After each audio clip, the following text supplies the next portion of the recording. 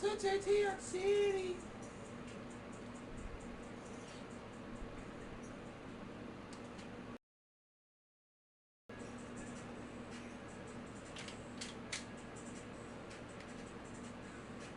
Snapchat me that coochie.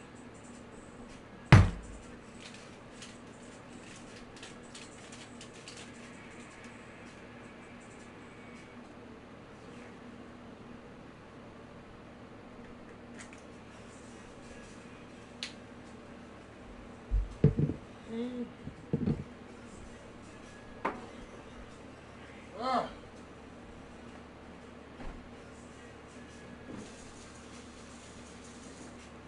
Huh.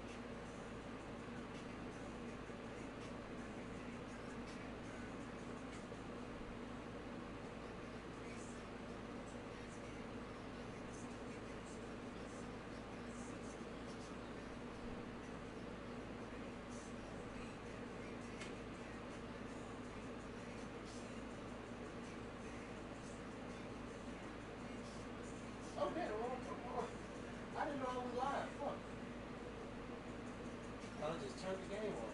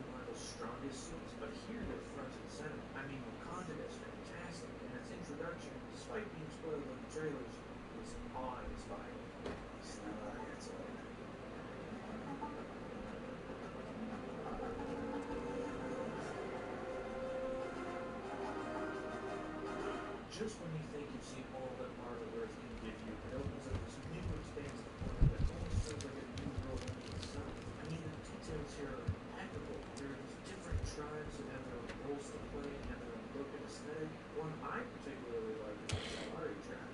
They're a group of warriors who kind of live away from everyone else, and that brings its own aesthetic differences. And their leader, Baton, he's great.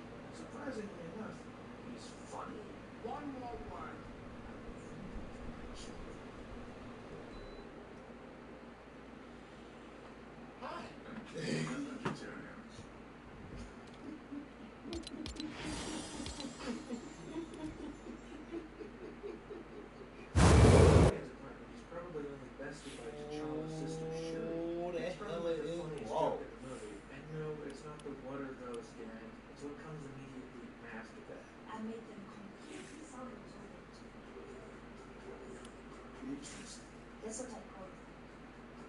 They should have had it where it could glow. But Wakanda isn't just. And that was it, really? It plays an integral role. Oh, that's fake. It brings up an interesting dilemma. That's fake. That's two different skins, so I can deal with that. Each of the characters kind of take on a different stance on this issue. I mean, no, keeping things to I like it. I ain't gonna lie, but that original was glowing. Then there's Wakanda, who takes a more extremist stance of wanting to use Wakanda's weapons to fix problems around the world. And it's T'Challa who's caught in the middle, which is dramatized pretty well whenever the CIA ally is shot. And they have a choice to either leave this guy or bring him to Wakanda where they can 3,800 exposure. T'Challa decides to help, and Ross becomes an important player going forward, which is fun. But this dilemma even extends to the films, which it was only one movie ago that Marvel graduated to memorable one-dimensional villains, and now only 4 months later they've graduated to actual good villains? I mean, we have Ulysses Claw carrying over from Age of Ultron, who's having a great time. You should see me in the... He's killed so early because Andy Serkis looks like he's having a ton of fun. But he's really a red herring to distract from the real villain, Eric Killmonger, who, bolstered by an excellent performance by Michael B. Jordan, is fantastic in this. He takes the extreme stance to an even more extreme level, pursuing the throne Daddy calls it Maybach. as in order to Daddy calls it Maybach, but my baby call it 100,000 from the courier, he call me. I do this every week, no, not just once in every blue moon. My squad against your squad, do this, no, y'all. African American, but I'm sure a ton of people can relate to. But it's the conflict between good and evil that leads to some massive action scenes, which are quite fun. I mean, we got the casino sequence, which has a massive long take. I mean, you can kind of see where the takes are stitched together because the CG is a little wonky, but it's a huge trick. It's then followed up by an exciting chase sequence, which does bring up the throne with the Black Panther. So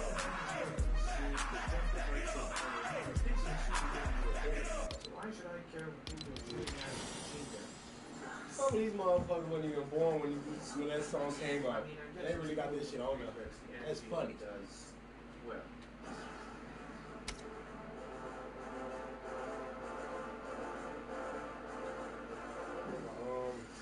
But this issue is rectified during these wonderful cliffside ritual combat sequences, because T'Challa's power is stripped away, so he's vulnerable now. And we get two exciting scenes out of it. The first one is against Baton early on, so there isn't much tension built up just yet, but it does establish the rules of this event. Although the lighting leaves a little bit to be desired, but that's rectified in the second scene, which is set in dusk. Now this one's against Killmonger, and this time the tension is way higher. The movie's been building to it all this time, and it ends in a tragic way. It's Killmonger becoming victorious and throwing T'Challa off of the cliff, seemingly to his death. Killmonger is now king of Wakanda, and the uneasiness with that idea is perfectly shown through this upside-down shot that rotates right side up. It makes you feel uncomfortable. Wakanda's been turned on its head. It's all bad news. But eventually, they discover that T'Challa is still alive, and is given I'm watching that, and is back in action for the third act, which watching that complete retrospective of the MCU. I talked about it on a previous stream, but now I'm actually watching it. I'm on the third part right now. Only reason I started that shit because I was like, bro, each of those episodes is a stream, you know, because they're nearly hours long. Like the first one was an hour and 24 minutes. The next one after the one I'm watching is 2 hours and 28 minutes. So yeah, I start watching first and second one, on third one right now. At the end of the third one at that. Let me see, what was all we missed was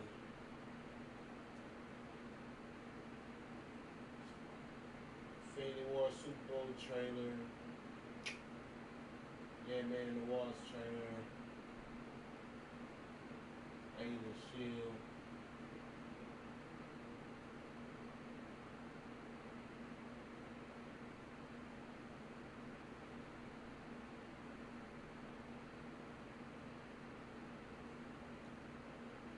You know what?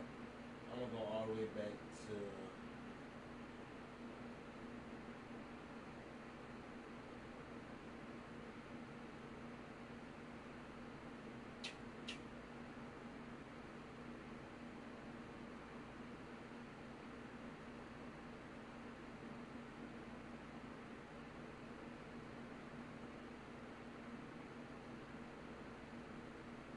I'm gonna go before Guardians of the Galaxy 2, but after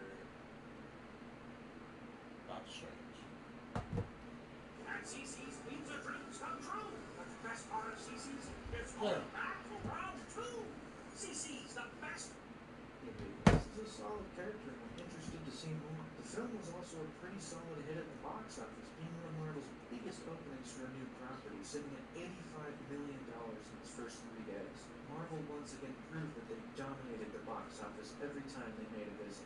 Now, 2016 was drawing to a close, and people started to look forward towards Marvel's 2017 slate, which kind of got a new addition. Technically, remember that Inhumans movie? Well, it's getting turned into an ABC series, and the first 2 episodes will screen in IMAX theaters. This brought on a massive eventually get to see their favorite characters on screen, and people only interested in the movies were relieved that they no longer had to care about the Inhumans. I'm just joking. Kinda. As the final weeks of 2016 ticked forward, trailers for 2017's biggest hits were coming thick and fast to get a promotional boost from Rogue One, and that included two of Marvel's upcoming movies. First up was another trailer for Guardians 2. Set to the wicked tunes of Fox on the Run by Sweet, this trailer completely sells everything you need to know about Guardians 2. I mean, it's got humor, action, excitement, some baby Groot to talk things off. It's great. It's also worth noting that the trailers for the first movie decided to highlight the actors' names, but now that everyone knows these characters, this trailer just shows the characters' names, which feels like a big step up. And also, Drax is the best. You feel love. Yeah, I guess, I feel a general unselfish love for just about it. No, sexual love. No, I don't. For her. No. See, you told everyone your deepest, darkest secret. Dude, come on, you're overreacting a little bit. You must be so embarrassed. Do me. Next up was the first look at Spider-Man Homecoming, and this trailer was a little underwhelming, especially in comparison to the awesome Guardians 2 trailer, but it still managed to sell a fun, energetic, different kind of Spider-Man movie that was properly small scale in comparison to the rest of the MCU. It had some decent humor, the villain looked neat, and it ended on some imagery clearly paying homage to the train scene from Spider-Man 2. Although, one thing, when did the trend start of putting a 10-second teaser for the trailer just before the actual trailer? Why not just have the trailer? I mean, whatever, I'll see the movie anyway, it's Spider-Man. Starting in 2017, Marvel was going to start releasing 3 films a year, and oh boy did the marketing ball get rolling fast, quickly getting set off by the Super Bowl, where Marvel released a new 60-second look at Guardians 2. It didn't show a ton of new stuff, but it did expand a bit on what people already knew about the story, as well as having even more humor.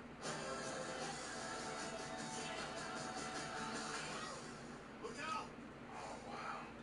We tried, guys. But marketing wasn't the only thing that felt an upgrade with Marvel's 3 films a year plan. In fact, production was feeling some of these effects as well, as 2 of Marvel's upcoming projects were to film at the same time. First to start was Black Panther, which added a ton of new supporting players like Letitia Wright, Forrest Whitaker, Sterling K. Brown, and Angela Bassett, to name a few. It proved to be one of the most all-star casts Marvel had ever assembled for one of their films. Then, a week after Black Panther got underway, perhaps the most anticipated release on Marvel's schedule ever began: Avengers Infinity War.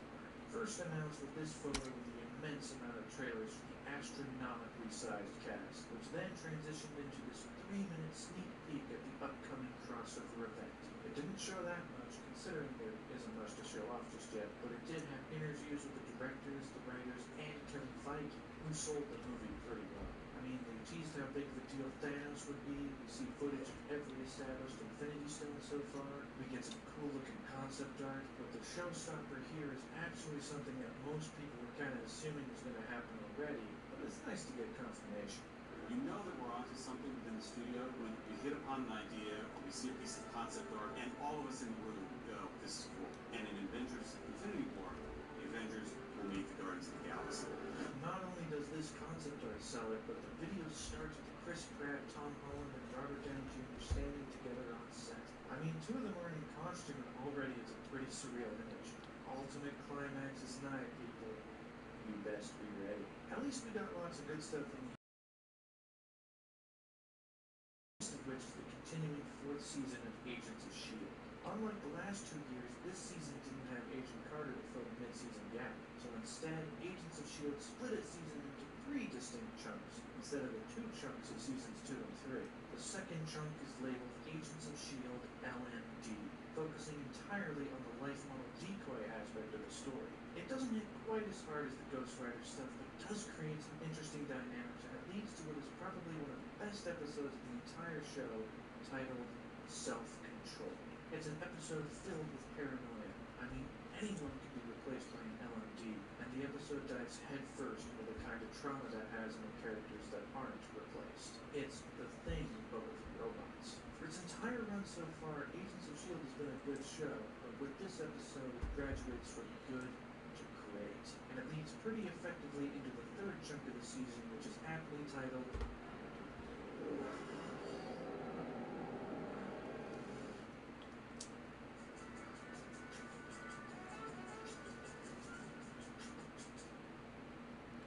It's easy to change your wall color, update your wardrobe, even erase that questionable tattoo. But it's not so easy to update furniture, appliances, or tech you just don't love anymore. Unless you rent to own at Aaron's, where you can rent the stuff you deserve until it's yours forever. But if you don't need it anymore, or just want something different, you can return it anytime and even bring home something new. Keep it forever, return it, upgrade it, like. Why is it called Agents of Hydra, you ask? Well, Agents of S.H.I.E.L.D. has taken a page out of the Star Trek book and is doing a mirror universe arc. Set inside a Matrix-like simulation called the Framework, this arc asks the question, what if Hydra won? What if S.H.I.E.L.D. was just a band of rebels hiding underground? And boy, are the answers entertaining as hell. This is a fantastic arc. In fact, it's not just the world that's changed, but also most of the main players. Each of them has had one regret or one choice in their past changed. So now they think that this simulation is real. For example, in the Framework, Coulson never joined S.H.I.E.L.D. In fact, he's a history teacher spreading Hydra lies. And it only gets more intense from there, going all the way to Fitz, the well-meaning scientist who's always on the side of right. Well, in the Framework, he's second in command at Hydra, which adds so much depth to his character and cements him as one of the best written characters on the show, while also providing the show with a terrifying villain. It also allows for characters that died in the real world to return, if only briefly inside the Framework, which adds its own barrel of fun. The writers and showrunners take advantage of every creative opportunity the concept provides, and it cements the fourth season as the show's best seasons yet. My name is Phil Coulson, and I'm an agent of S.H.I.E.L.D. It also helped cement 2017 as one of Marvel's strongest years, if not their strongest year so far, as between episodes of Agents of S.H.I.E.L.D., Marvel Studios began unleashing an onslaught of trailers for their upcoming 2017 blockbusters. First up, in front of the movie Logan, a brand new trailer was released for Guardians 2. This trailer, like the Super Bowl spot, is set to the tune of The Chain by Fleetwood Mac. Oh boy, is it a fun trailer. I mean, the action, the humor, it's all there. Although if you didn't know anything about the cast outside of the returning players, this might be a dangerous trailer to watch because, well, After all these years, I've found you. And who the hell are you? I'm your dad, Peter. but you know what? I don't care. This trailer's a lot of fun. And if you think the trailers are cool, have a sneak peek at these posters. I mean, these are some of the most vibrant and well-designed posters Marvel's ever put out. I mean, I can look at these all day. And it was only a couple weeks later that Spider-Man Homecoming reboarded the hype train with its own new trailer. And once again, Spider-Man is underwhelming in this department. I mean, it starts off kind of fun, but you soon realize that this is basically a 3-minute version of the movie. It spoils nearly every plot. I mean, Tony starts off warning Peter not to do reckless things, then Peter gets into trouble on the ferry, which we saw in the first trailer, but now it's spoiled that Iron Man saves the day and then reprimands Peter by taking away the high-tech suit. So now Peter has to use his low-tech suit to defeat Vulture. I mean, it even spoils a potentially surprising Captain America cameo. I mean, guys, what are you doing, man? Why are you ruining your own movie? Despite that, the trailer still did exceptionally well online, even garnering more positive attention than the newest Justice League trailer. But Marvel wasn't done yet. In fact, finally, after months of speculation, words started to be drummed up around Thor Ragnarok. Beginning with an Entertainment Weekly article that not only gave fans their first look at new and returning characters, but also showed Chris Hemsworth's Thor with short hair. This brought excitement to its peak, and Marvel followed it up with the first teaser trailer only days later. Set to the tune of Immigrant Song by Led Zeppelin, this trailer is a complete departure from the first two Thor movies in a really good way. I mean, in the first 30 seconds, Kate Blanchett's Hela destroys Thor's hammer. Wait, what? Thor's hammer is destroyed? Damn, dude, I was really hoping for a payoff to that cap-lifting Mjolnir thing from Age of Ultron. Ah, well, this movie looks rad anyway. Eye-popping visuals, a fun, fast-paced tone, everything about it sold the movie really well. But the real showstopper came at the end, as the trailer shows off Thor with his new haircut, standing in an arena, waiting to face off against...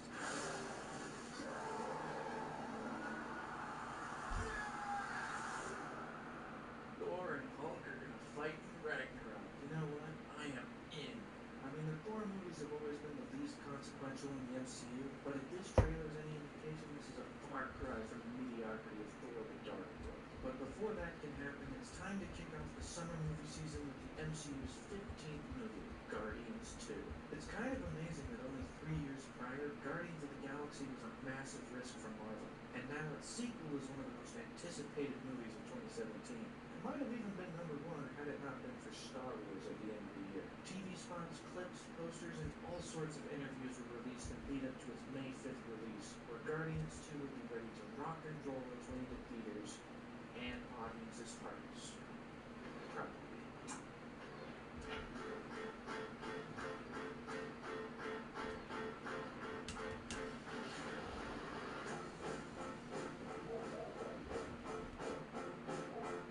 The opening credits of this movie are amazing. I mean, we get all this build-up to a massive standoff between the Guardians and this interdimensional monster. It's in all the trailers, we're waiting for it to start, and when it finally does, it's off in the background as we instead focus on Baby Groot dancing to Mr. Blue Sky.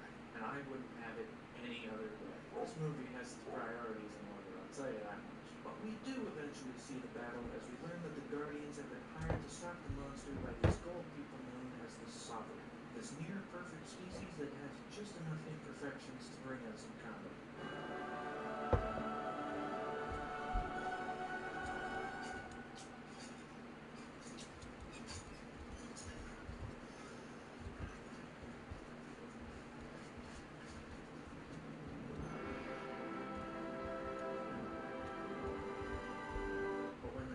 Get on their bad side, they end up in a massive space battle that results in the Guardians crash landing on a remote planet. And it's here that they run into Ego, who claims to be Peter Quill's father. Now this is where we get the very Empire Strikes Back sequel trope, where our team of Guardians is split up. Half the team stays behind while the other half goes off to Ego's planet where not much happens plot-wise, but character-wise, when you look at the first movie, it's pretty clear that that's the Peter Quill ship. You know, he's at the center, but this time, every character gets a pretty substantial arc. Obviously, Peter Quill is still a big focus, with his relationship with Ego taking center stage, but we also dive deeper into Gamora's character, and her relationship with her sister Nebula. While their adoptive father, Thanos, doesn't make an appearance, his presence is still felt through these two characters. And they also bond a bit here, which is nice. It turns Nebula from the villain she was in the first one to more of a reluctant ally, which I like. Then there's Drax, who, to be fair, has the least going on in terms of the substantial arc, but they compensated nicely by giving him all of the best lines. I mean, this dude is the comedy MVP of this movie. He's having so much fun, it's a joy to watch. But he's not just comedic relief, because he also has this really gorgeous scene where he's talking to a new character, Mantis, who has the ability, when she touches someone, to feel their emotions. So when Drax is reminiscing about his dead daughter, she feels his emotions and is completely overwhelmed. Meanwhile, Drax is completely stone-faced. It's a clever and creative way of showing his emotions that also tugs at your heartstrings a little bit. Now, this movie, much like the first one, is set to the backdrop of a mixtape. This time, it's Awesome Mix Volume 2. Now, I might be in the minority here, but I think I like these songs more than the songs in the first one. Don't get me wrong, the songs in the first one are great, and I find myself coming back to these more often. I mean, Mr. Blue Sky by ELO, Brandy by Looking Black, Chain by Fleetwood Mac, lots of great stuff in here. It also complements the visuals too, which this is probably Marvel's most vibrant, colorful movie yet. It's a far cry from the gray tarmacs of Civil War. There are also a lot of great shots in here. Some of my favorites are this, and this. Those last two are ones that people point out a lot, and it's probably because they utilize limited space in a pretty cool way. Now, while half the team is on Ego's planet, the other half is off getting entangled with the Raptors. This leads to an expanded role for both Rocket and Yondu. A really nice dynamic this time. They managed to bring out the best in each other. It's pretty cool. It also leads to an incredible sequence where Yondu gets a new fin and then uses his arrow to just grab everything. Once again, showing off some great visual creativity during the sequence. I mean, look at some of this stuff. This stuff looks great. But the scene ends with Rocket, Baby Groot, Yondu, and Kraglin barely escaping the exploding ship as it blasts through 700 jump points to get to Ego's planet. Which gives us some pretty crazy visuals, but it also gives us perhaps Stan Lee's best cameo. Maybe ever. Baby. Anyway, before I was so rudely interrupted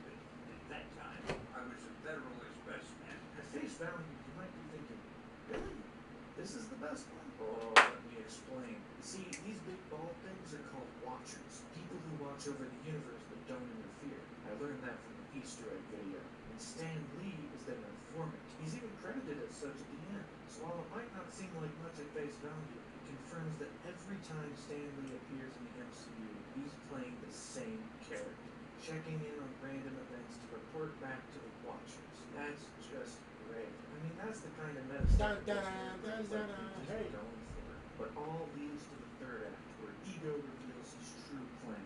Turns out he's been planting these plant things on every world he's come across, and now he wants to activate them, turning every world into This one I'm finna do. This is my idea. Hold on.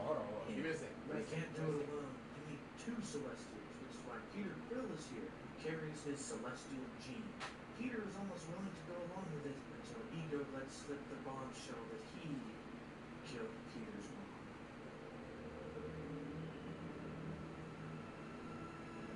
What?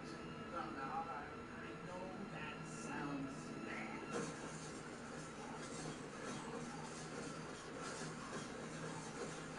So now, Egos, our main bad guys, are expanded roster of Guardians reunite, including Yondu, Nebula, and Mantis, and they gotta team up to stop a big planet with a face. That's right.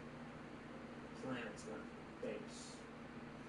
Oh, and also the Sovereign people show up, leading to a fun spaceship battle, all of which adds up to a third act filled with tons of fun moments, lines, character beats, and then you have Babe Ruth just sitting there having no idea what's going on, which brings comedy itself. But it all leads to Peter Quill getting a handle on his celestial powers and finally wiping the floor. No, Clippers. No, Clippers. No, Clippers. As well as having a moment where Ego creates a big rock Stupid version looking of ass. himself, and Peter creates a big rock version of... I should have one Corona in this bitch, right? Boom. All right, one. And I got a full Parmesan bottle in that bitch, right? Boom. Respect that. But as the All right. scene winds down, all of the Guardians So this is the plan. Peter Quill This is the plan. escape as they This is the successfully plan. destroy Ego's core. I'm finna go Trumbull in get some Peter's crawfish and arms. souffle And Peter's almost gonna get swallowed up by the from where I chaos just left it. until Yondu shows up and Not gonna be that saves the long day. They escape as the at planet all. collapses behind him. And Yondu gives Peter Quill a spacesuit. Is this some fresh water? I think He this doesn't is have fresh to, water, but then so again, now I don't. Peter, along with the audience, has to watch as Yondu, having gone through a meaningful redemption, slowly dies in a vacuum of smoke. Man, that's a really emotional death scene. I mean, after the first one, you might think that Yondu's just a pretty cool sidekick. Because of his role in this, he's not just one of the best characters in this movie, he's one of the best characters in the franchise. It also helps that he gets one of the best moments, if not the best moment in the entire movie. You look like Mary Poppins. Is he cool? Hell yeah. It also From seems Mary that Poppins, y'all. the father is Hey, moments like that in movies make me love Marvel movies, bro. Because what the hell will make a nigga say, I'm Mary Poppins, y'all. Oh, man. He showed up earlier to say that this exact thing wouldn't happen, and yet here we are. And man, this might be the most emotional MCU movie to date. I mean, not every movie can end, but this movie does. This movie's really good. But that's it. It's time for after credit scenes. So how many do we got? 1, 2? No. We got 5. Alright, first up is a scene where Kraglin is practicing with Yondu's arrow. And because he's a beginner, he used to have Drax with it. Just a bit of fun. Next up, we have a scene with Sakaar and a bunch of other characters who all turn out to be the original comic book Guardians of the Galaxy team before it was Star-Lord, Gamora, Drax, and so on. So that's cool. The third scene is probably the most substantial. We get the Sovereign High Priestess Aisha recovering from an embarrassing defeat earlier, and she's staring at a new burden on her, which appears to be holding Adam Warlock. Ooh, we're setting up Adam Warlock in Volume 3. If you don't know who Adam Warlock is, that's fine. I don't know either. We'll find out when Volume 3 comes out, I guess. Then we get a scene that appears to take place a few years after the main movie. Probably closer to when Infinity War is going to be set, as Baby Groot has grown up to be a teenager, and he's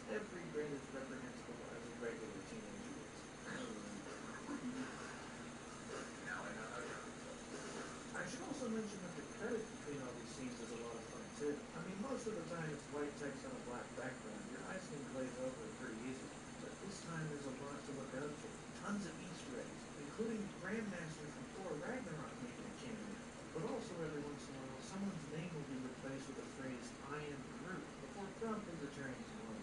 It's a fun thing to look out for. But now we have our fifth and final scene. It's a continuation of the Stan Lee cameo from earlier, where it appears that the Watchers are kind of leaving Stan Lee out to dry. I've got so many more stories to tell. Guys. Oh, gee. Man, how's Stan Lee gonna get out of this one? We may never know. What we do know, however, is that But yeah. killed at the box Damn, office, I wanted to get here $145 million at 45 minutes, but look, far surpassing but look, prediction. check me out. Critical reception was also incredibly positive. There were some detractors among critics, however. Some claimed the movie was a bit bloated, not quite We'll as put fun this as the on first, while still being pretty. while I go get my food, and I'll be right back. It's that feeling of When I say freshly washed right sheets. back, I mean like right back. Curling up on the sofa after a long day. I'm literally about to get the food Having and all your come friends over for right back. dinner. If I don't It's come simply marathons right and back, blanket it's literally forts. gonna be, That oh, rustic of chill, coffee. chill, chill, boom, right back. You feel me? Home. Moving Georgia. Spring Beauty Punk. So yeah, boom.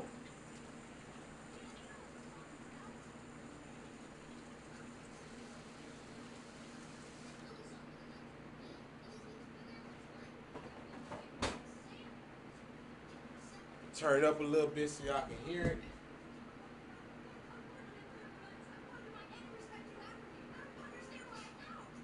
Alright. We'll see y'all in a good little minute.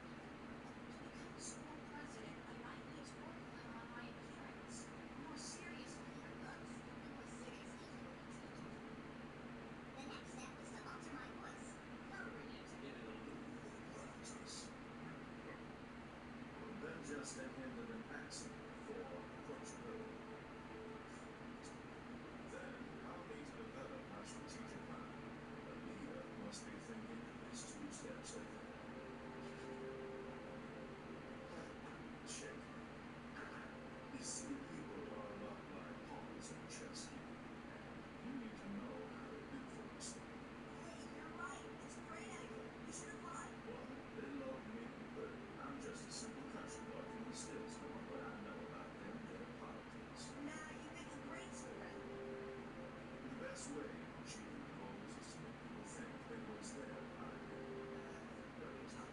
That is not something you need to worry about. Okay. Well, all I'm saying is that you would make a great school president, Alan. That's a good idea.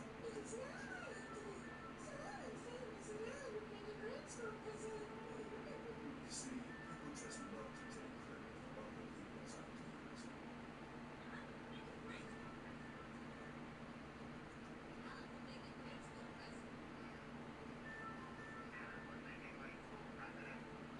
Surely, what you been shaking? It should be called a milk shook. But sadly, not every pawn on the chessboard can be used. The next step is to motivate people to react. Nothing brings about change more quickly than the process. Grade tax. Your grades will be taxed to provide better grades for the less academically gifted. What? You would totally benefit from taxes. Tax is like shampoo at a picnic. I'm not bringing the ham if everyone else is bringing the salad. No, you're more likely to bring the boxes. I'm not gonna stand for it. So you got a legally possible alternative? I'm just gonna...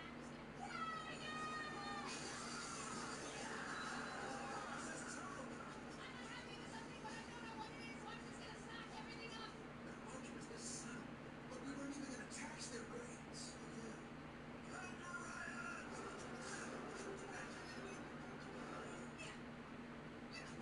You do realize we're just reading a script and none of this is real. Yeah, but this is exactly how it would happen if it was happening. Okay, the next step is to stand as a candidate myself and offer a solution. People have woken. We must all stand together. Let me be your voice and tell those in charge that we have had enough. Let us think for one moment and realize it is time for change. We must march forward, look to the future, and see that the time for celebration is now. And if I don't deliver that real, you may strike me down. Vote for me. The next step is a subtle advertising campaign that will help me stand out from my competitors. Don't let Elmo slip up. Oh, Banana Joe. What the...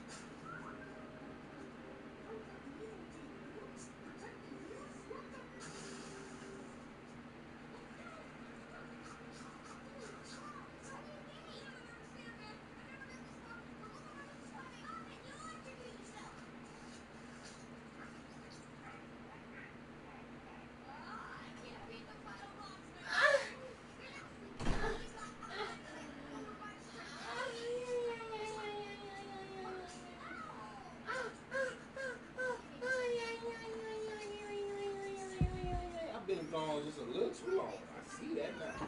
I'm so sorry, y'all. But I'm back. But I'm back.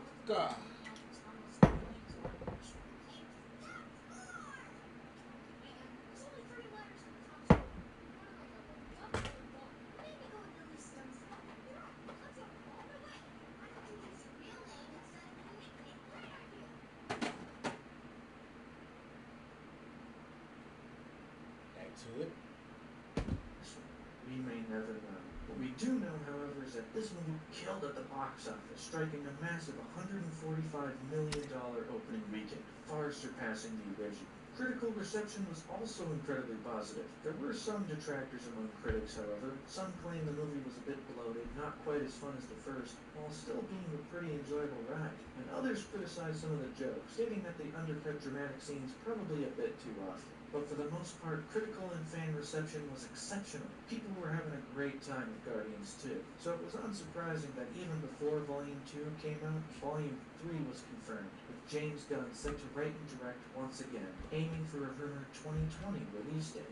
Now, with a galactic space adventure like Guardians 2, it makes total sense that the very much so earthbound Agents of S.H.I.E.L.D.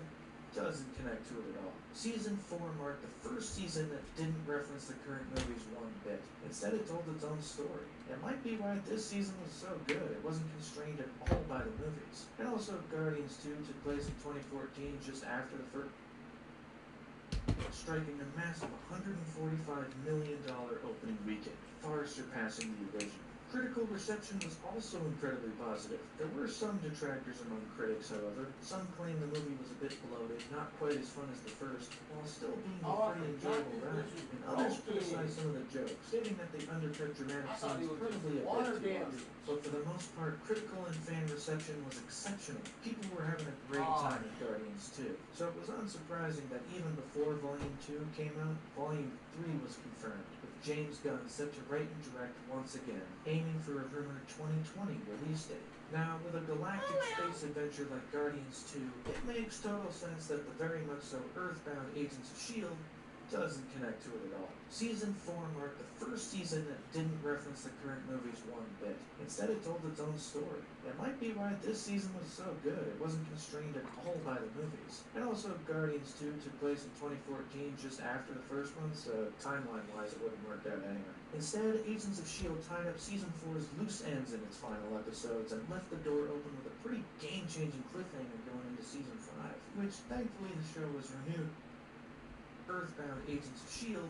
doesn't connect to it at all. Season 4 marked the first season that didn't reference the current movies one bit. Instead, it told its own story. It might be why this season was so good. It wasn't constrained at all by the movies. And also, Guardians 2 took place in 2014, just after the first one, so timeline-wise it wouldn't work out anyway. Instead, Agents of S.H.I.E.L.D. tied up Season 4's loose ends in its final episodes and left the door open with a pretty game-changing cliffhanger going into Season 5, which thankfully the show was renewed for a 5th season, but the debut would be a bit late considering the fall season already had ABC's Inhumans show, so Agents of S.H.I.E.L.D. would return once that wrapped up. On the movie side of things, press surrounding Guardians 2 brought a lot of news and updates regarding Marvel's future projects. Anna Boden and Brian Fleck were confirmed to be the directors for the Captain Marvel movie. Meanwhile, filming had wrapped on Black Panther, and Kevin Feige himself clarified that the reason Avengers 4 didn't have a title yet was because it was supposedly a spoiler for the events of Infinity War. So I guess we have to wait for the ultimate crossover That shit was event not a spoiler for the other Avengers ultimate Infinity War, crossover like, event that comes out a year later. fuck? All of this news was soon followed up by a third trailer What for they thought. Spider-Man Homecoming. And this trailer is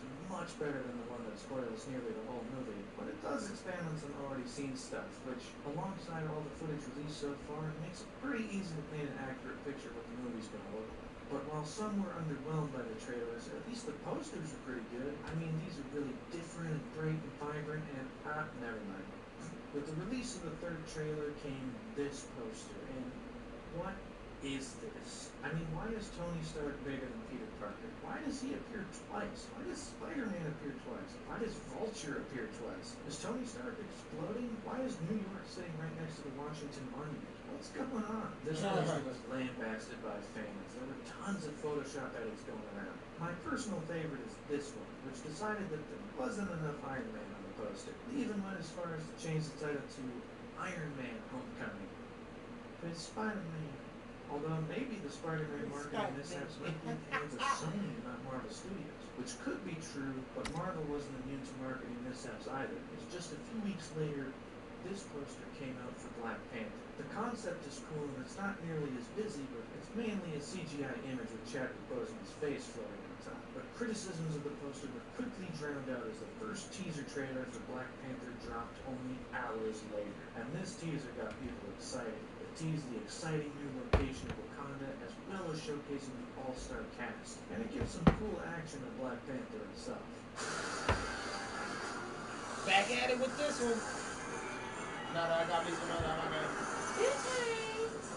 But an interesting thing to note is that this trailer was released pretty far out from the release of the movie. Usually Marvel releases the first trailer about 6 months before the movie comes out, which would usually translate to this trailer coming out in August 2017, but it came out in June. It's probably no coincidence that it was released just as Wonder Woman was making a bank at the box office. It's clear that not only did people want diverse stories, but people wanted to go out and see diverse stories in droves. So Marvel got the word out early about this one, probably hoping for another runaway success. Meanwhile, news continued to flow from Marvel's future projects, including casting news for 2018's Ant-Man and the Wasp, which confirmed that nearly every player from the original would be returning, as well as adding newcomer Hannah John Kamen in the undisclosed role. On top of that, every week that a new name was attached to Avengers Right. Infinity War. And Okay. not just the title Cool. heroes, but also some side characters from That bit various fell, MCU members, and it including kinda movies that broke. hadn't even come out yet. But As the now, days ticked by, it also I see what's became in more it. evident that the next two It's Avengers basically movies would be the end of an sorry era, about the guitar with talk surfacing of Chris Evans and Robert Downey Jr. possibly leaving the franchise after Avengers 4.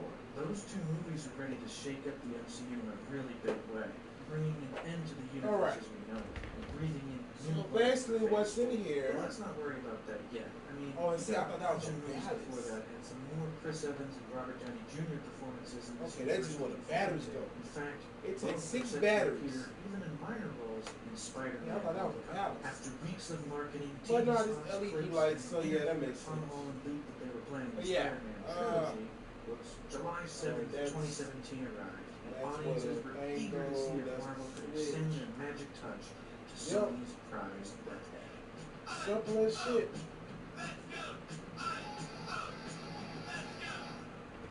This Simple movie as opens shit. in the immediate aftermath of the Battle of New York from the Avengers. It's here that we meet our main villain, Adrian Toomes, who's trying to salvage some of the wreckage and turn a profit, but is then screwed over by Tony Stark and the government via their new damage control division. It makes him a fairly sympathetic villain with clear motivations, and as he and his crew decide to keep some of the alien tech that wasn't confiscated and make some new tech with it, we flash forward 8 years later. Wait, 8 years later? What? Hold on, is this movie set in 2020, or is the Avengers set in 2009? Alright. Neither, because this should really say 4 years later. Let me explain. You see, in Civil War, Secretary Ross says that the Avengers have been active for 4 years. In the past 3 years, you've operated with unlimited power and no supervision. And given that this movie takes place 2 months after that, it should say 4 years later. Boy, I really hope somebody got fired for that one. Honestly, it actually isn't that big of a deal. I'm just exaggerating because I like airtight timelines. So how is this movie really? Yeah, it's actually a lot of fun. It's light on its feet, Tom Holland is still great in the role, and the dilemma of Peter Parker's life in high school and his responsibilities as Spider-Man are once again front and center here. I also really like this movie's portrayal of high school. As someone who was in high school when this movie came out, this paints a pretty accurate picture of what high school looks like in 2017. Like, those video news reports are amazing. I mean, they're so perfectly awkward. The green screen cuts out every once in a while. It's hilarious. It also gives the movie one of its best lines. Couldn't bear to lose a student on a school trip. Not again. Not again. I also like a lot of the characters here. I mean, you got Ned Leeds, who discovers early on that Peter is Spider-Man, which is nice. It gives someone for Peter to confide in about the Spider-Man stuff. And the running bit about him being the guy in the chair is a lot of fun. There's also Peter's crush, Liz Allen. There's the mysterious yet funny Michelle, whose full name is revealed to be Michelle Jones, aka MJ. Not the MJ we're familiar with, but it's a clever way to repurpose the name. And there's Flash Thompson, who isn't the big stereotypical jock caricature seen in the previous versions, but instead he's really just a bit of a dick, which I think fits this universe a lot better. Ironically enough, the weakest stuff in this movie is probably the action. Not to say that it's bad, but it falls short of some of the other MCU movies, or even some of the action in previous Spider-Man movies. Although there is a nice moment where Spider-Man's rushing through people's yards, and it kind of feels like Ferris Bueller's Day Off, and then right on cue, they cut to a TV showing that exact scene from Ferris Bueller's Day Off. They know what they're doing. Although there is an aspect of Peter Parker's character that I think is missing here. And no, it's not Uncle Ben's death. We've seen that. We don't need to retread that ground. I'm talking about the fact that Peter Parker is broke. It's actually illustrated pretty well in Civil War. Is this got like got money involved or whatever? No?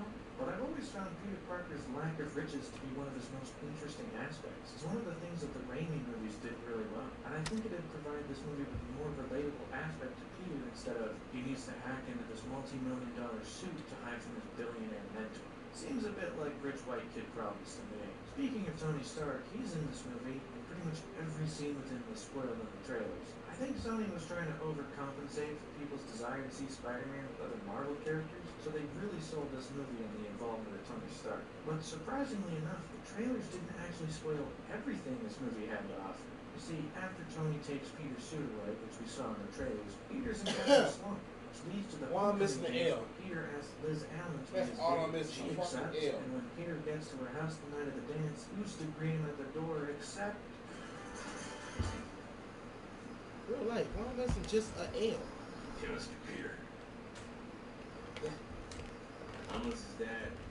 Vulture is Liz Allen's dad? Holy crap, this whole scene got really tense really fast. And oh boy, is Michael Keaton terrifying in this. And it cements him further as one of the Oh, that's MCU's so best weird. villains. This all leads to the third act, where Peter has to use his That pajamas is so to stop the weird. Oh, there Vulture we go. from hijacking Yeah, I'm about the to say, bro, Stark where is plane. the It's L? pretty big and climactic final standoff that, while it still suffers from some of the issues that the rest of the action suffers from, it still serves as a solid climax.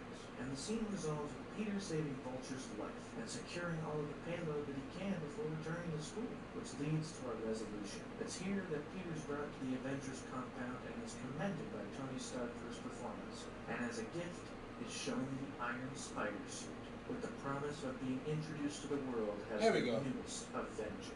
Peter, however, declines. A pretty mature and responsible move, and it cements the theme of being a little Shut guy up. fighting Shut a small the fight. fuck Despite up. the fact that the third act kind of majorly contradicted that idea. Whoops. But hey, Pepper's back, and she's back with Tony Stark after Civil War. That's nice. And they're gonna get engaged. That's fun. So now, Peter returns home to find his Civil War, and all is right with the world. Except for one small thing. Linux is my fat baby. Linux is my fat baby. Linux is my fat baby. My fat baby. My fat baby.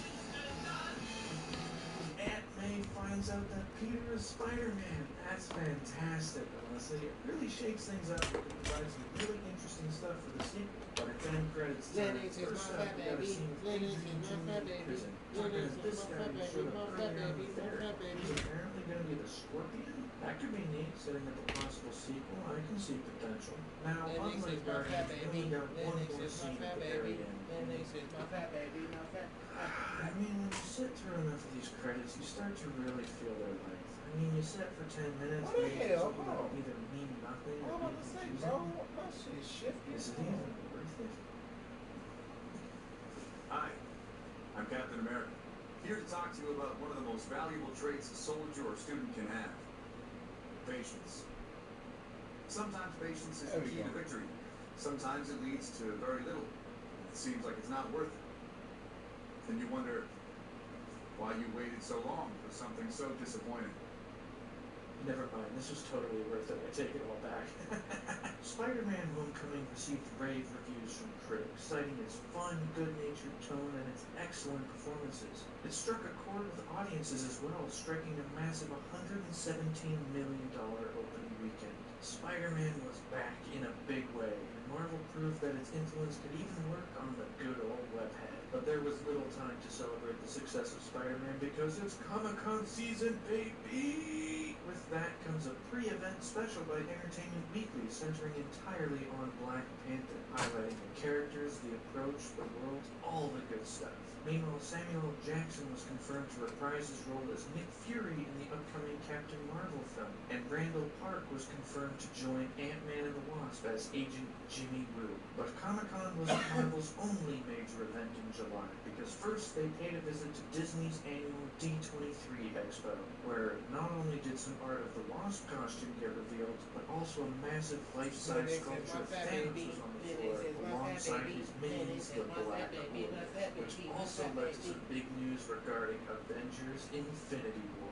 After Star Wars The Last Jedi had a massive showing, Marvel came out showing off its immense cast for Infinity War. I mean, look at all these people. And that's not even everybody. But they also showed a 3-minute trailer that had audiences at D23 absolutely floored. And I couldn't be more jealous of the people that show up to these things. I mean, all I got was some vague descriptions. I mean, Captain America with a beard? Black Widow with blonde hair? Thanos throws a planet at the Avengers? Like, dude, I need more than descriptions. Although there was this to chew on for audiences at home. Marvel, if it doesn't end that well, somebody always burns or gets really badly. Wait till you see this next one. Everyone dies. Dude. Not everybody. No.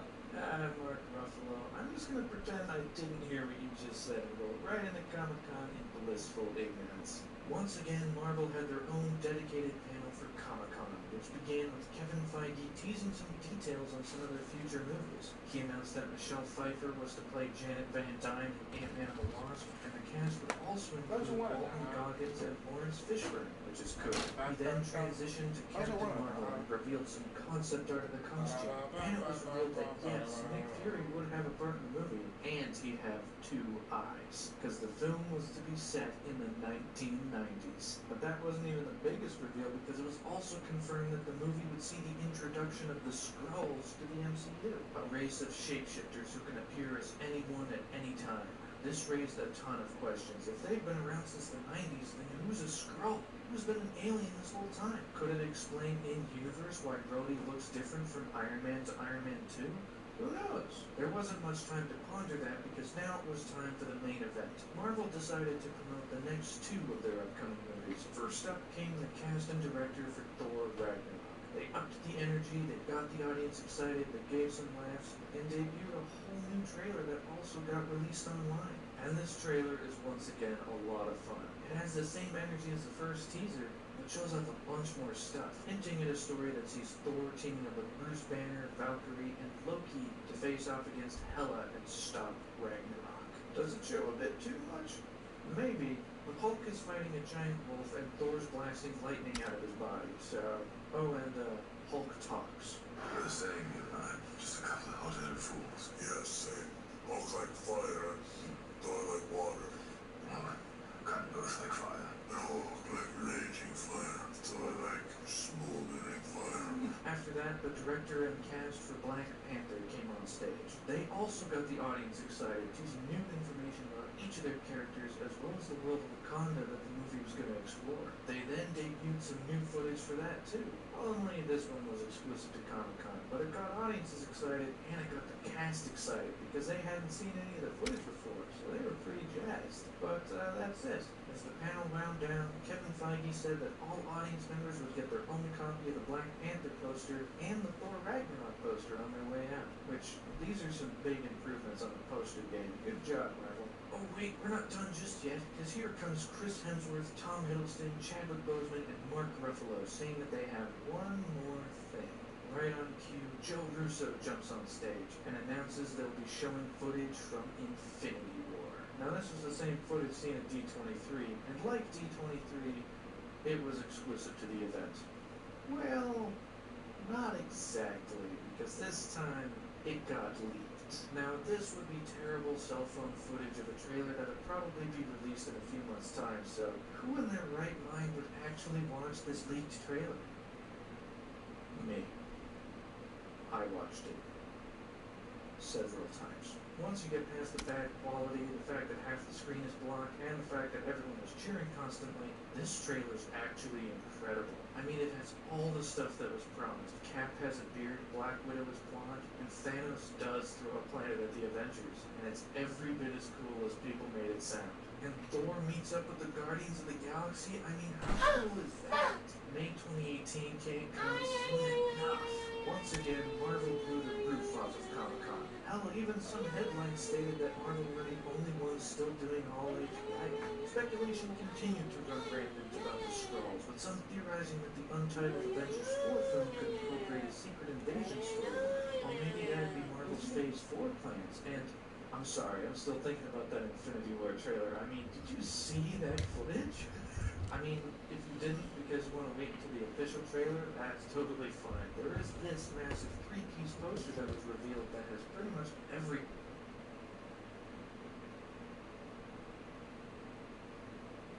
I missed everything. Oh God. What is everything? God in blissful ignorance. Once again, Marvel had their own dedicated Comic-Con, which began with Kevin Feige teasing some details on some of their future movies. He announced that Michelle Pfeiffer was to play Janet Van Dyne in Ant-Man and the Wasp, and the cast would also include Walton Goggins and Lawrence Fishburne, which is cool. He then transitioned to Captain Marvel and revealed some concept art of the costume. And it was revealed that yes, Nick Fury would have a part in the movie, and he'd have two eyes, because the film was to be set in the 1990s. That wasn't even the biggest reveal, because it was also confirmed that the movie would see the introduction of the Skrulls to the MCU, a race of shapeshifters who can appear as anyone at any time. This raised a ton of questions. If they've been around since the 90s, then who's a Skrull? Who's been an alien this whole time. Could it explain in-universe why Rhodey looks different from Iron Man to Iron Man 2? Who knows? There wasn't much time to ponder that because now it was time for the main event. Marvel decided to promote the next two of their upcoming movies. First up came the cast and director of They upped the energy, they got the audience excited, they gave some laughs, and debuted a whole new trailer that also got released online. And this trailer is once again a lot of fun. It has the same energy as the first teaser, but shows off a bunch more stuff, hinting at a story that sees Thor teaming up with Rouge, Valkyrie, and Loki to face off against Hela and stop Ragnarok. Does it show a bit too much? Maybe. The Hulk is fighting a giant wolf and Thor's blasting lightning out of his body, so... Oh, and, Hulk talks. We're the same, you and I. Just a couple of hot-headed fools. Yeah, same. Hulk like fire, Thor like water. Well, kind of both like fire. Hulk like raging fire, Thor like smoldering fire. After that, the director and cast for Black Panther came on stage. They also got the audience excited, teasing new information about each of their characters as well as the world of Wakanda that the movie was going to explore. They then debuted some new footage for that too. Only this one was exclusive to Comic-Con, but it got audiences excited and it got the cast excited because they hadn't seen it. Yes, but that's it. As the panel wound up, Furious, I feel alone. Oh, getting over it now, and I never wear a frown because life doesn't choose either side. Win or lose, right or wrong, it's a battle that's all in your mind. You better open wide. Getting over it now, and I never wear a frown because life doesn't choose either side. Win or lose, right or wrong, it's a battle that's all in your mind. You better open wide. Shielding myself from the depths of my heart. The surface is calm, inside the chaos restarts. Don't know what to do, my questions endless, and the only thing that I want. I don't wanna start a fight, but you're not incontained, that's just what I like. And I never. that's the bad quality, the fact that half the screen is blocked, and the fact that everyone...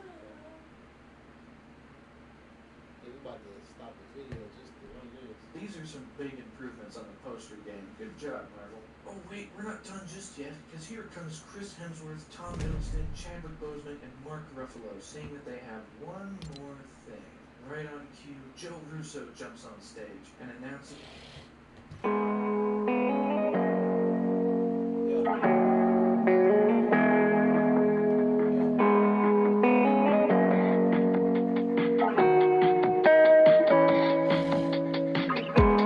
I always knew there was an order to this. The wind in the trees whispering mathematics. I always knew I tried my best to talk back, refract the wisdom to heal the abyss. Somebody needs to know that. And when this life is looking dark, it's all that we have. And when nobody wants to talk about it, all that we can do is step into dread. That's what I said. And I'm taking this adventure on my own, walking through a darkened forest, going home. Curious, furious, I feel alone. Oh, getting over it now, and I never wear a frown because life doesn't choose either side. Win or lose, right or wrong, it's a battle that's all in your mind. You better open wide. Getting over it now, and I never wear a frown because life doesn't choose either side. Win or lose, right or wrong, it's a battle that's all in your mind. You better open wide. Shielding myself from the depths of my heart. The surface is calm, inside the chaos restarts. Don't know what to do, my questions endless, and the only thing that I want. I don't wanna start a fight, but you're not incontained, that's just what I like. And I never wanna talk about it, I just wanna sit in my room instead. That's what I said. And I'm taking this adventure on my own, walking through a darkened forest, going home. Curious, furious, I feel alone. Oh, getting over it now, and I life doesn't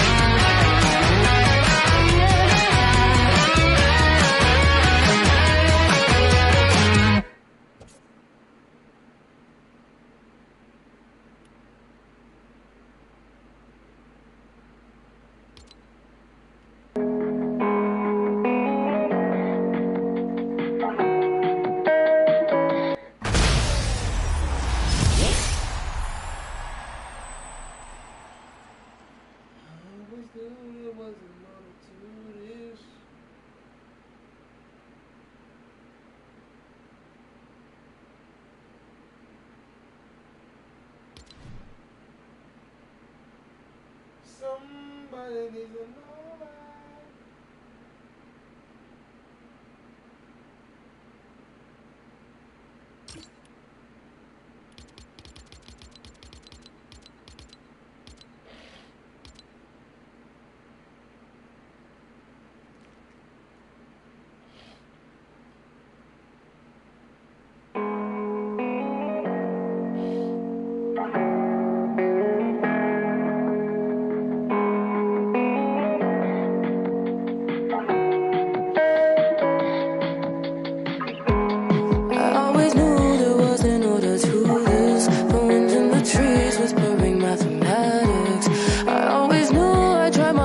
Talk back, refract the wisdom to heal the abyss. Somebody needs to know that. And when this life is looking dark, it's all that we have. And when nobody wants to talk about it, all that we can do is step into dread. That's what I said.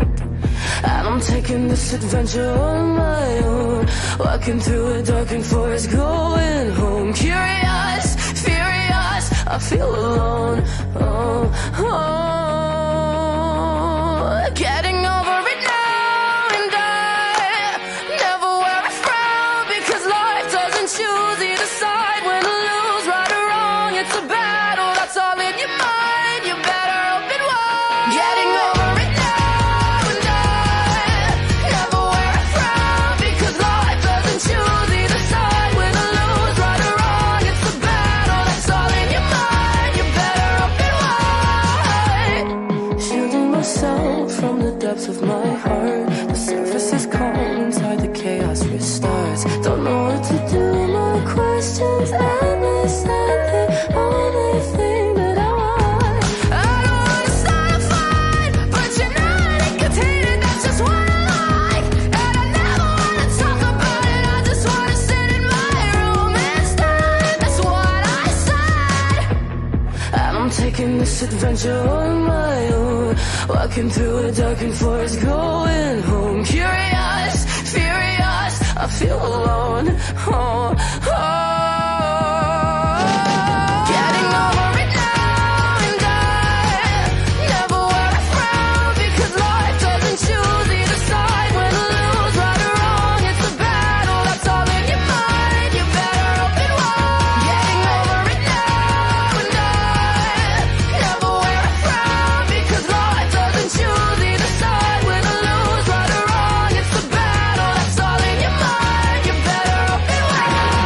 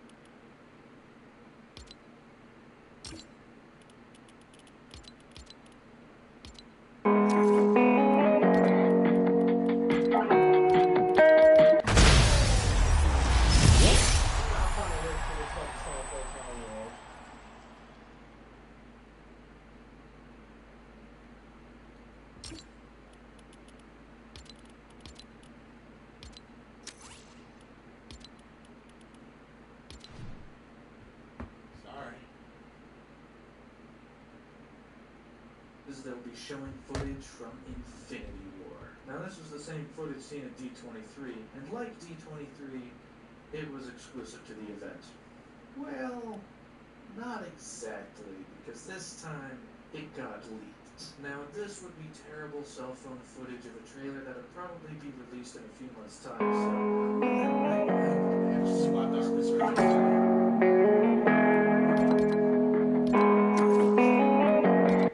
several times. Once you get past the bad quality, the fact that half the screen is blocked, and the fact that everyone is cheering constantly, this trailer's actually incredible. I mean, it has all the stuff that was promised. Cap has a beard, Black Widow is blonde, and Thanos does throw a planet at the Avengers. And it's every bit as cool as people made it sound.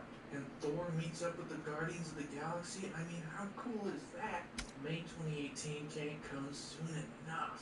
Once again, Marvel blew the roof off of Comic-Con. Hell, even some headlines stated that Marvel were the only ones still doing all age right. Speculation continued to run rampant about the Skrulls, with some theorizing that the untitled Avengers 4 film could incorporate a secret invasion storyline. Or maybe that'd be Marvel's Phase 4 plans. And I'm sorry, I'm still thinking about that Infinity War trailer. I mean, did you see that footage? I mean, if you didn't because you want to wait until the official trailer, that's totally fine. There is this massive 3-piece poster that was revealed that has pretty much every character on it, including Thanos and his Black Order taking center stage, and a new Iron Man suit. So that's neat. As Comic-Con hype died down, production began on Ant-Man and the Wasp, announced with this fun little video showing tiny little chairs for Ant-Man and the Wasp. Alongside that, Avengers Infinity War had wrapped, and only a few weeks later, production on Avengers 4 had begun. It was a pretty exciting time. And at the end of August 2017, Marvel was celebrating what would have been the 100th birthday of Marvel Comics legend Jack Kirby. Not only did they reveal a Thor Ragnarok logo in honor of his work, but also revealed the look of the Wasp costume from Ant-Man and the Wasp. But then it was time to return to the small screen for the upcoming fall TV season. It was here that ABC debuted their brand new series, Inhumans, which I haven't seen, but I heard it's bad. The trailers and photos leading up to the show's debut did not imbue much confidence. The show looked like a direct-to-DVD film from 2005, not something that would debut on IMAX screens, which the first 2 episodes of this were shot with IMAX cameras. Yeah, I don't believe it either.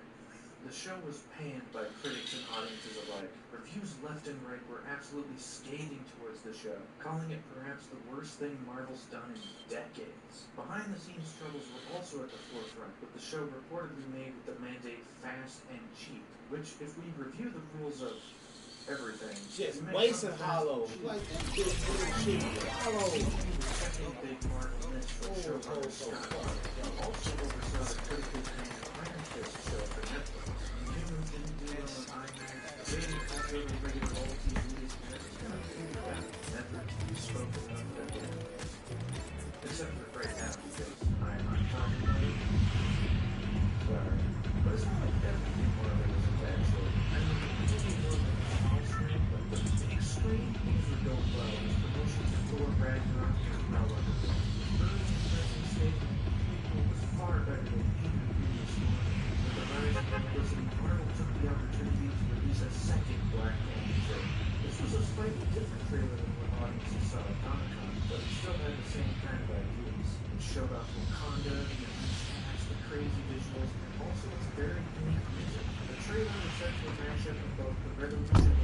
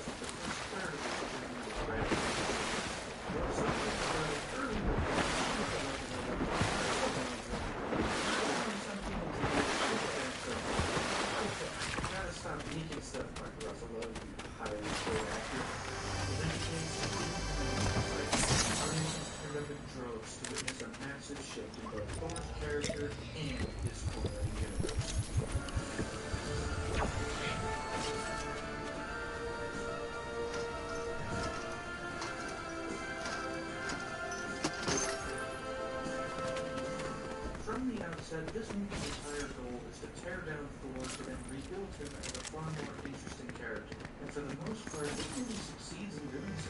Although it comes at the cost of some characters that I have been interested in from the previous movies. I Loki was punching at Odin to the king of that pretty much needed. The warriors three barely get a line of dialogue each before they're all killed. At least Lady Sif isn't in this movie, or she just met the same fate, so good for her, I guess. And Odin doesn't fare much better. I mean, he does get a scene, but he very quickly fades away, and I can't help but think that this moment could have more punch than his movie, which is a lot of fun. No, I don't know. A phone is considered the electronic setup of an email. Yeah, do you have a computer? No, what for? But after a bit of a rocky start, this movie does quickly find its footing. After Thor's hammer is destroyed, he's flown off onto this remote planet called Sakar, which is a pretty neat place. I mean, the design is cool, the people look great, and they're we got Valkyrie, a former Asgardian warrior trying to drink her last days away. She's pretty fun. We got the Grandmaster, played by Jeff Goldblum, who is kind of hard to find. I'll just leave you with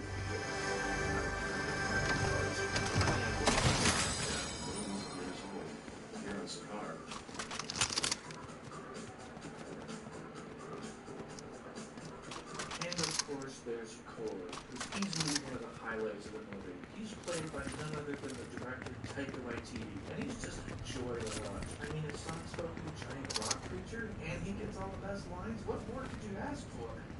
Pissed off, guys!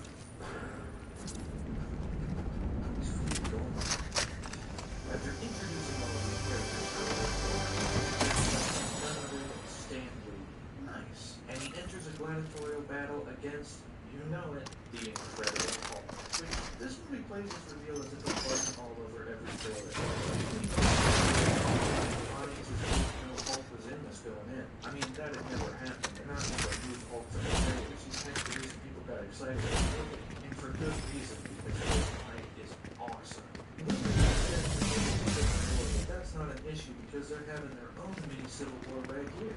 And eventually, however, shoots back into Bruce Banner, and we begin the first third of Hulk's new arc. See, it turns out that Hulk was in complete control this time, unlike previous events where Banner was. So, it turns out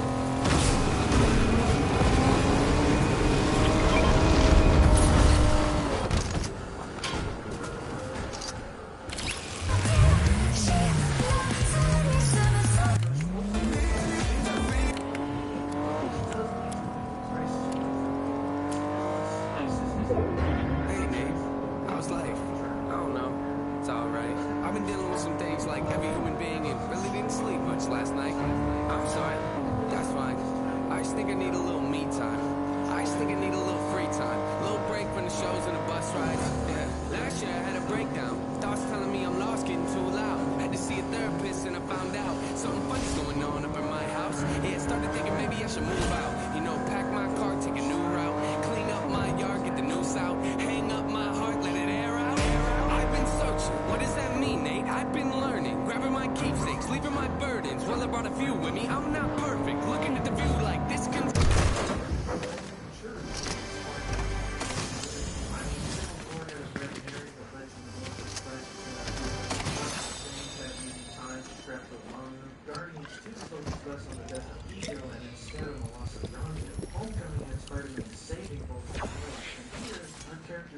that Hela is drawing her strength from Asgard, so the only way to stop her is by destroying Asgard. So Thor entrusts Loki to activate certain gravity to cause gravity. Pretty clever solution. I like that. No, I know.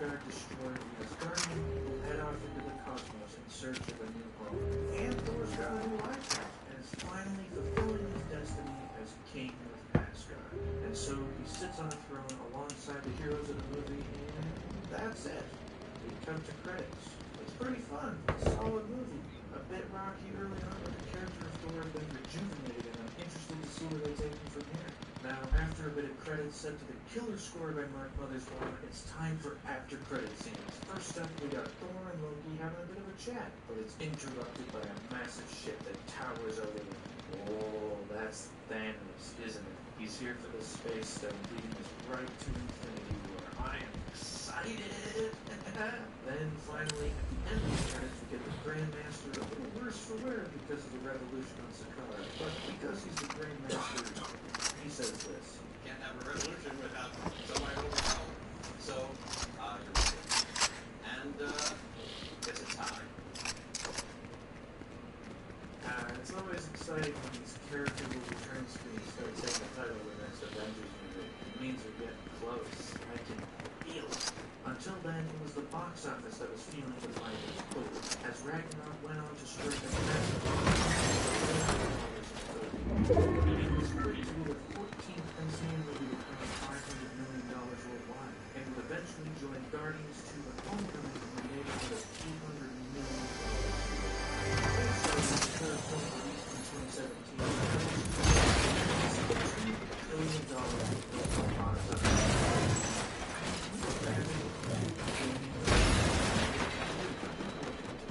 But with Thor Ragnarok having come and gone, once again audiences began clamoring for Marvel to officially release the trailer for Avengers Infinity War. Every time news would come from the MCU, people would wonder if it meant the trailer had finally dropped. I mean, there was some stuff like Ant-Man and Wasp finishing production, but then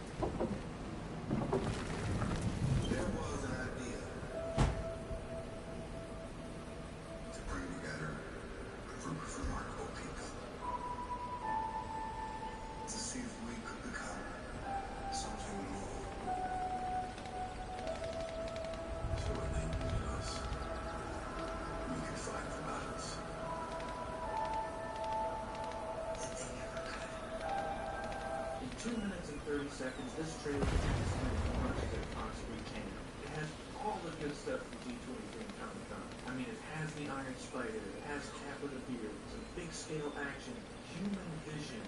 Ooh, Vision's toast, right? Vision's totally a gone on this one, alright? It also gave the first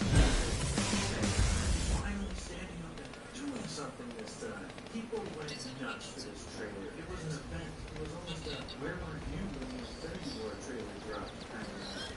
Which, I'll tell you what I was. I was in school, ready to start the new day like any other, but before the teacher got on with the plain lesson, he decided to first play the brand new Infinity War trailer for us. And it was all anyone could talk about for the rest of the day. I mean, huge. It also gave credence to some popular fan theories regarding the whereabouts of the Soul Stone, one Infinity Stone still unaccounted for. The most prominent theory was that the stone might be in Wakanda, given that the Black Panther movie looks to have a spiritual side, and Thanos attacks Wakanda in his trailer, so lines up. Until that theory has a chance to be confirmed, however, audiences would have to settle for this trailer for now, which they were totally fine with. There's nothing quite like seeing glimpses of this massive story, bringing together all these disparate corners of the universe into one massive adventure. And yet, here we are.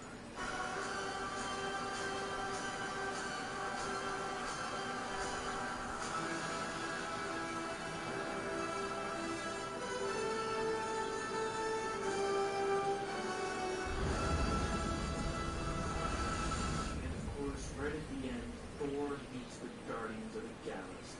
Look at that. With all the hype surrounding the trailer, it's no surprise that it shattered records for most views in its first 24 hours, garnering an immense 230 million views in one day. And that number was only climbing higher and higher as people watched the trailer on repeat. And by people, I mean me. I watched it on repeat. Man, May 2018 is quite a ways out. Really gonna need something typing over until then. At least there's this new teaser poster that looks pretty cool, but also on the TV side, the Human show having come to a permanent end, Agents of S.H.I.E.L.D. was back on the air for its 5th season. This time around, the agents have been thrown into space. Oh boy, does it liven up the show in a big way. I mean, it doesn't quite live up to the framework arc, but it makes for a completely different feeling show. But it also reveals that this season is going for some big stakes. The agents weren't actually sent through space. They were sent through time. They're 70-odd years in the future after the Earth has been completely destroyed.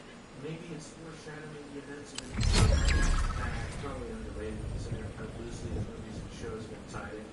But this leads to an exciting first half of the season where the agents now have to find a way to return to the present day to stop the Earth from being destroyed. And as this arc closed out 2017 for Marvel, a historic landmark deal was made. On December 14th, 2017, Walt Disney announced that they would buy 20th Century.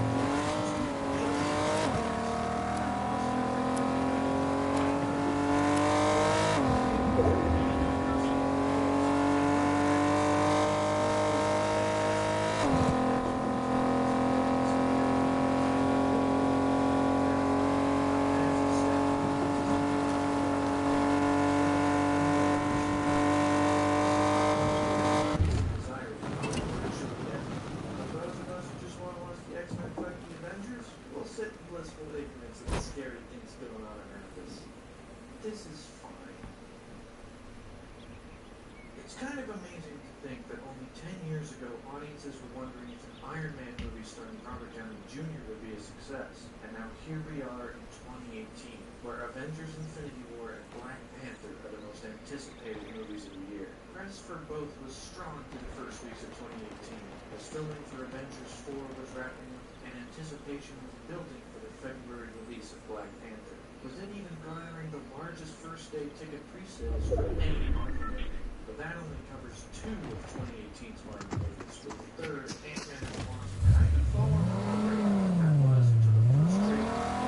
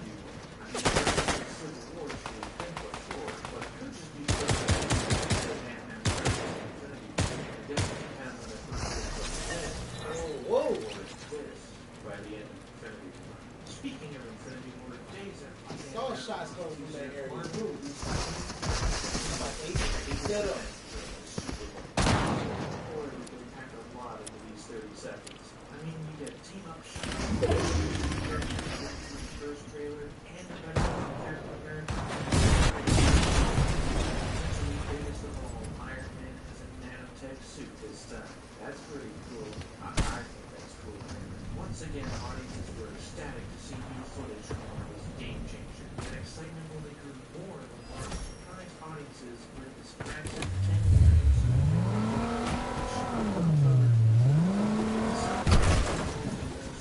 Iron Man, Marvel brought together pretty much everybody that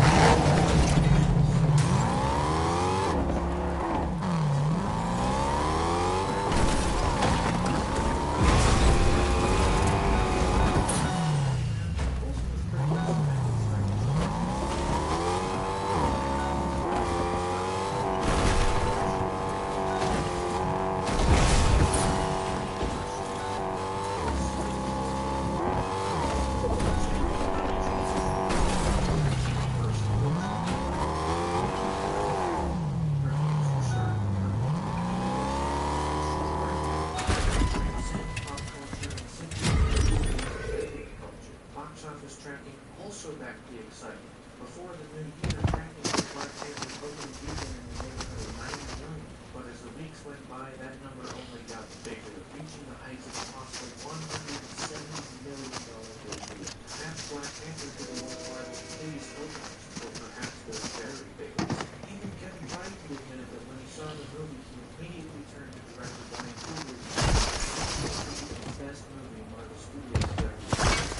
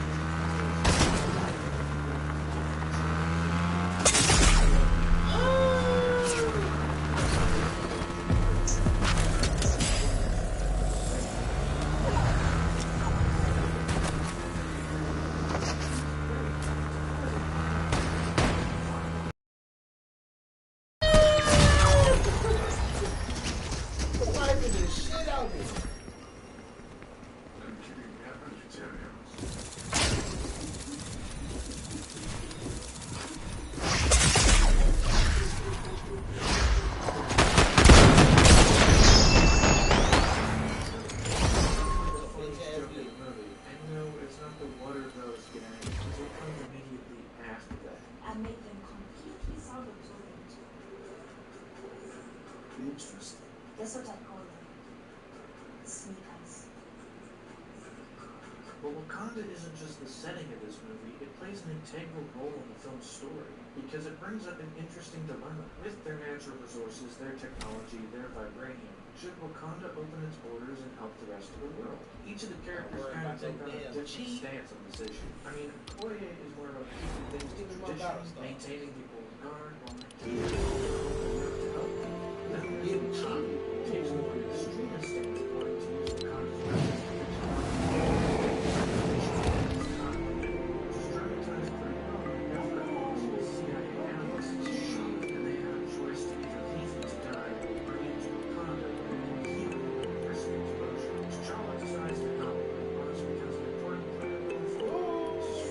This dilemma extends to the family picture. Something going nowhere where the party graduated to Netherlands Law School, and now, 4 months later, he's graduated to all the actual good villains. I mean, you have Ulysses Claw carrying over from Age of Ultron. He's having a great time. It's almost disappointing that he's still so early. His name is like he's having a ton of fun.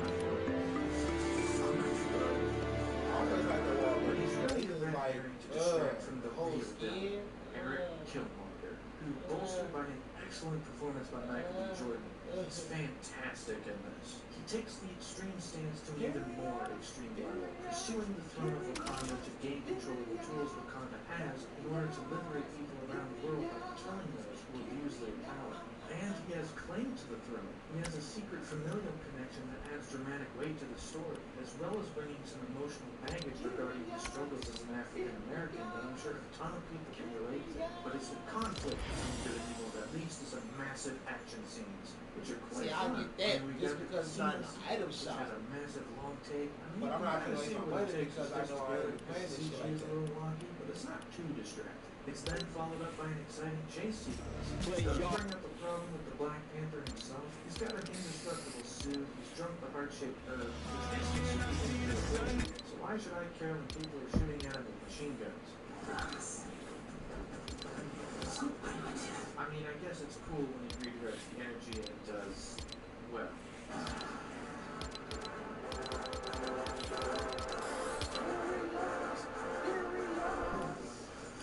But this issue is rectified during these waterfall, cliffside, ritual combat sequences, because T'Challa's power is stripped away, so he's vulnerable now. And we get I two really do. exciting scenes But I out of it. really The hope they first put one is that against bitch in the Baton shop. early on. There isn't much tension built up just yet, but it does establish the rules of this event. Although the lighting leaves a little bit to be desired, but that's rectified in the second scene, which is set in dusk.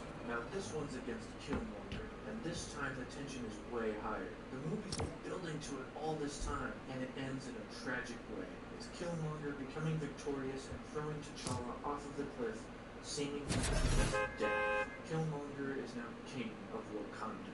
And the uneasiness with that idea is perfectly shown through this upside-down shot that rotates right side up. It makes you feel uncomfortable. Wakanda's been turned on its head. It's all bad. What you gonna do? But eventually it is discovered that T'Challa is still alive and is given the heart-shaped herb and is back in action for the third act, which is where the movie kind of stumbles a bit. I mean, it doesn't lose its footing. I do like this war between these factions. You got the Border Tribe, the Dora Milaje, the Jabari, and war rhinos? I guess there are war rhinos into the fray. Why not? And it leads to a final clash between T'Challa and Killmonger, which visually leaves a lot to be desired. Not only are the visual effects pretty rough, but I think conceptually the scene is flawed.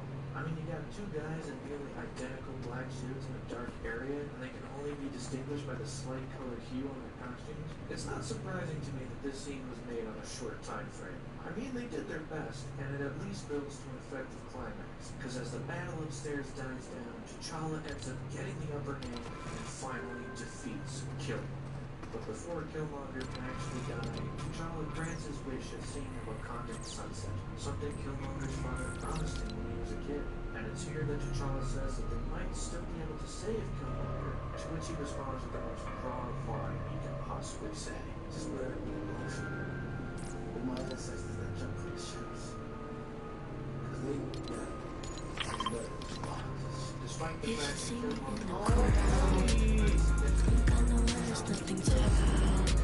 Let's make them bow.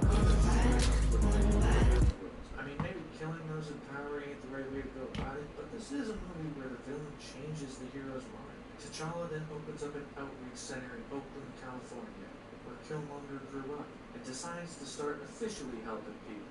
It cements a pretty powerful arc for both T'Challa and Wakanda, and leaves you thinking about the movie long after it's over. But that's where the movie ends. So now it's time for after-credit scenes. First up, we got T'Challa, Nakia, and Okoye heading to the United Nations to officially announce that Wakanda will open its borders, which is pretty neat. Kind of a button to the end of the movie, making it official. I like that. Then, finally, at the very end, we have a scene that reunites us with Bucky Barnes, who's defrosted, maybe deprogrammed, eventually ready to rejoin the fight once the Infinity War comes to Wakanda. And look at that, Black Panther will return in Avengers Infinity War. I mean, we already knew that because it was in the trailer, but it's still exciting. But Black Panther is an emotionally powerful story that had a profound impact all over the world. And while tracking put the film's opening weekend at $170 million just before it came out, it far exceeded those expectations with a massive $200 million 3-day weekend, ranking second among Marvel's movies, falling only short of the Avengers' $207 million weekend. But it surpassed the Avengers in its 4-day weekend with an astounding $242 million. It was massive, unprecedented. People weren't just willing to see a movie like this, they were clamoring for it. And reporters and insiders could only hope that it would make a profound change in the studios going forward. It even became some of the centerpiece during the 2018 Oscars, despite it not being eligible for the Six Awards. One can only imagine what the 2019 Oscars will look like. But with Black Panther coming on and discussions continuing as the weeks progressed, people were quick to realize that Marvel's next movie was the one that everyone was waiting for. And it turns out they wouldn't have to wait quite as long as expected. While Infinity War had been set for a May 4th release since all the way back in 2014, fun interaction on Twitter between intern that runs around turn the lights off. Released worldwide 1 week early on April 27th, 2018. One less week until the I don't want to ruin this time. Dude, where can I get tickets? Excitement was building to astronomical levels. TV side of things with the second half of Agents of S.H.I.E.L.D.'s 5th season, which continued the show's solid streak. Sees the agents returning to the present day to try and stop the end of the world, the cause of which is still unknown. It didn't quite reach the heights of the framework arc, but it still has a ton of great stuff. 2 episodes in particular stand out. The first was season 5, which is actually the show's 100th episode. The fairly standalone celebration of everything that had come before, as well as concluding with a much anticipated play of Fitz and Simmons. Then episode 14 stood out as well, furthering the development of Fitz and Simmons, playing on the emotions of the newlyweds, and further cementing him as not just a part of the show, but the best written characters of the entire cast. This is a good cast. But while the heroes are pretty good, no one weren't as strong as the show has, but they're more capable.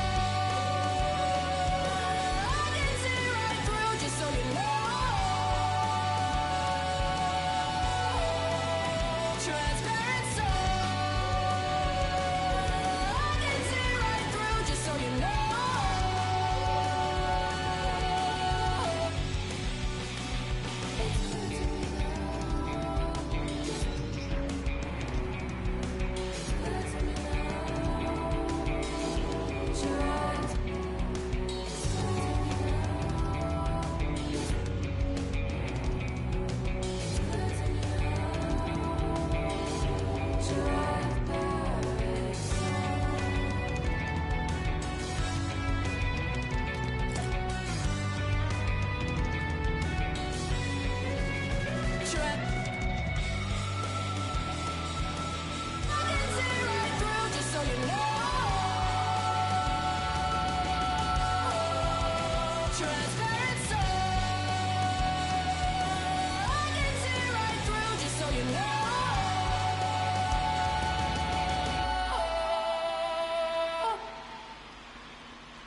don't fucking know, man.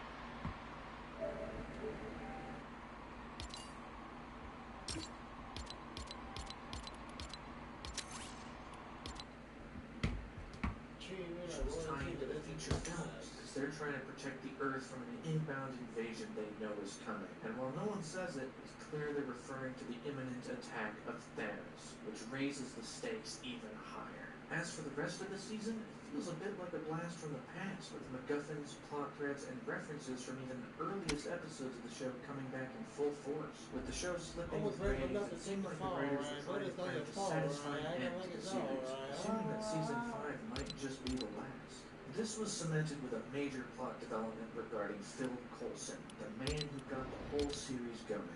It was revealed that he was actually for real this time. It'd be a very poetic way to end the show. His death is what got things going. It'd only make sense that his next death is what brings things to a close. But it's not like Phil Coulson would be gone forever, as Clark Gregg was finally poised to return to the MCU's big screen in the 90s set Captain Marvel. And oh boy, did that make me excited. I mean, I'm sure it isn't a massive role, but seeing Coulson in a new Marvel movie, after learning all this new stuff from the TV show, count me in. But there's no time to really think about Marvel's 2019 adventures because anticipation was skyrocketing for the inbound release of Avengers Infinity War. And Marvel began the final marketing push towards release, starting with a massive 15-cover edition of Entertainment Weekly, where each cover could combine to form one massive tapestry of characters.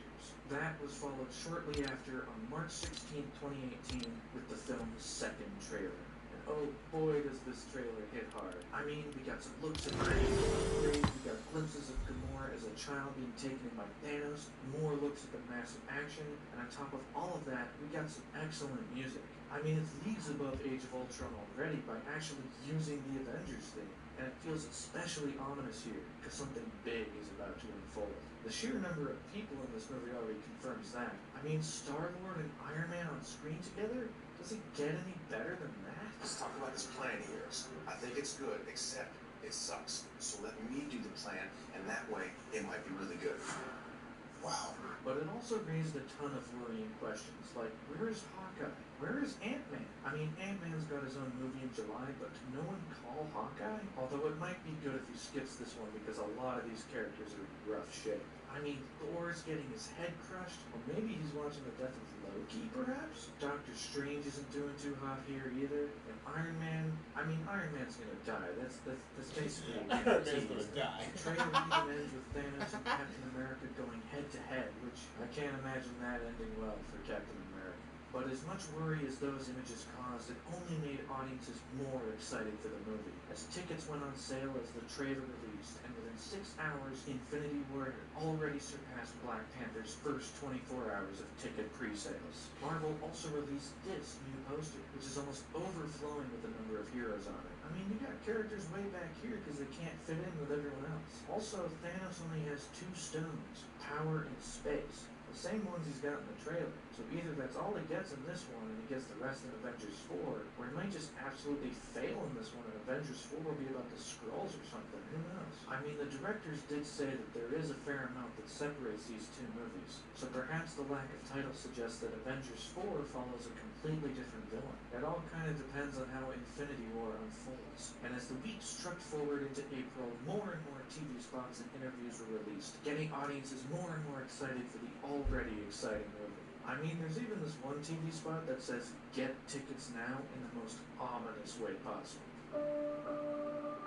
Get tickets now.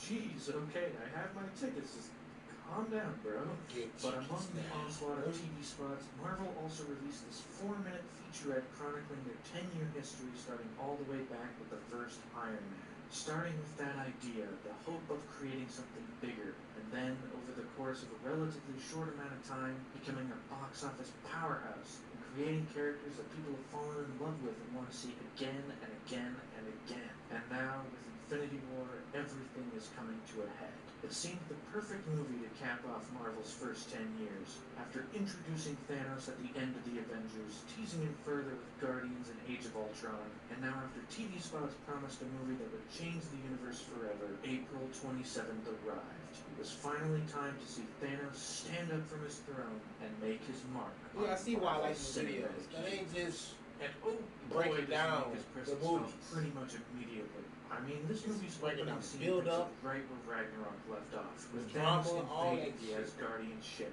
the Power Stone already in Works. tow, and he immediately becomes a pretty intimidating villain. Not only does he absolutely destroy the Hulk in a brief one-on-one fight, but he also kills Heimdall. And once he gets the Tesseract from Loki and arms his gauntlet with the Space Stone, he snaps Loki's neck. The villain of the first Avengers movie, the one who brought the team together for the first time, is killed in the opening scene of this without Thanos even breaking a sweat. This solidifies this guy as a force to be reckoned with, but also signifies that this movie will hold nothing back. People are gonna die in this movie. And for the first time in this franchise, you don't know who will go or when. The stakes are higher than ever. The tension is higher than ever. And it leads to a pretty invigorating experience. But as the scene comes to a close, the Hulk is blasted away through the cosmos and arrives back on Earth, where he's able to warn others of the inbound Thanos invasion.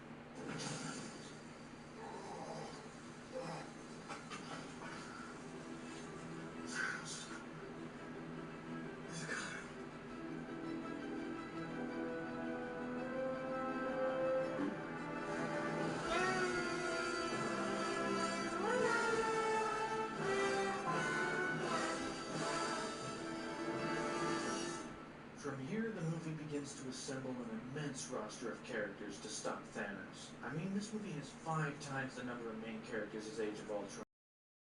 Nearly as bloated as Age of Ultron did, mainly because the characters here are kept largely separated. There are a few separate plot lines that are running simultaneously, that not only allows for characters to meet up and switch from one plotline to another and interact with other characters, but it also keeps the movie from getting boring by constantly switching up the visuals. It also allows the movie to be filled to the brim with tons of great character moments from start to finish. I mean, you've got Iron Man's new Mark 50 nanotech suit, which a lot of people don't like that suit, but honestly it's one of my favorites. This was the I movie like that got me into the design. MCU. The suit-up sequence is really cool.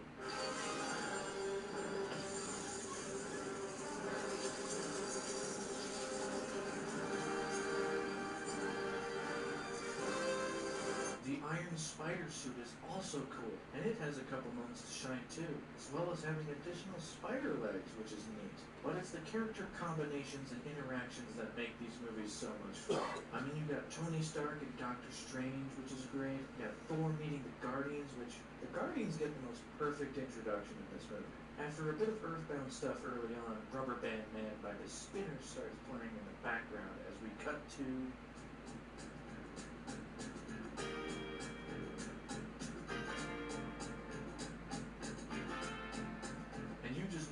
favorite band of space misfits are about to enter the scene, and it also highlights the immense task the filmmakers had to accomplish. Not only are they combining an incredible roster of characters, but also the different tones and atmospheres that accompany each of these franchises, and somehow make it work while also giving this movie its own unique feel and storyline. And somehow, they pull it off. This is a rousing success, and it seems impossible that it works as well as it does, but it's those character moments that really pull things through. But while character moments are definitely front and center, character arcs are not. I mean, it'd be pretty unreasonable to expect 60 characters to each get well-defined arcs and still have this movie clock in at 2.5 hours. That seems a bit excessive, but it does leave some fans wanting. I mean, Captain America, Black Widow, and Falcon don't have much substantial in this one. I mean, they get an excellent scene introducing them, but they don't have too much to do aside from be in the fight because, of course, they would be in the fight. The same extends to the characters from Wakanda, which kind of proves that Marvel had no idea just how big Black Panther was going to be. Because if they did, they might have given T'Challa a bigger role in this movie. Although Wakanda plays a pretty big role, as it becomes the setting for some action later on. But not all characters are just there to fight. Some characters do get quite a bit to do. You have Tony Stark, who every decision he's been making since the end of the Avengers has been a result of his anxiety. Like creating Ultron, or the Sokovia Accords, or building an army of Iron Man suits. It's all tied back to his fear of an incoming invasion. And now that invasion is actually happening, and it allows him to kind of dive headfirst into that anxiety. It also helps that he's paired with Doctor Strange, who, despite being another arrogant guy with a goatee, he's actually quite different. He has a far stronger moral compass. You know, he's the guardian of the Time Stone, and it leads to a moment where he looks into the future to view alternate outcomes of their coming conflict, as he says. How many did you see? 14,605. How many when?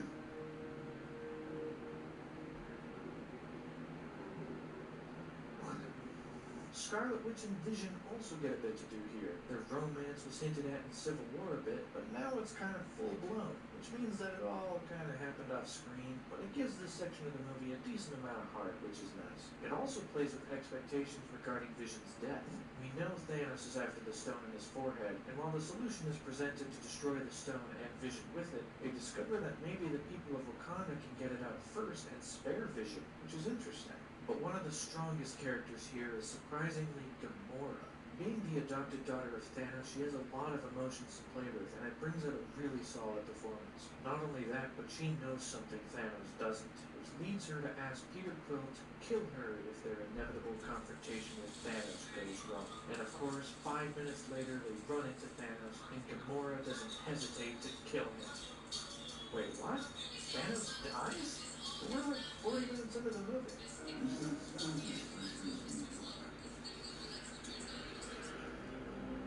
In my heart is the purity.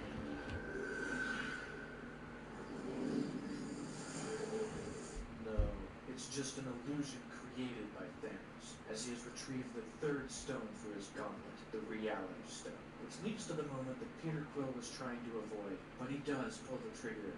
Thanos gets the once-over on him and escapes with Gamora. Did you expect when Gamora made that request 5 minutes ago that things would go this wrong this fast? Neither did I, but it does lead to an interesting dynamic between Gamora and Thanos. I mean, Thanos is a prick of an abusive father, let's get that straight. I mean, he tortures Nebula right in front of Gamora, which is a weird way to show your daughter you love her. Like, guy, no amount of food is gonna stop her from hating you after that. Like, bro.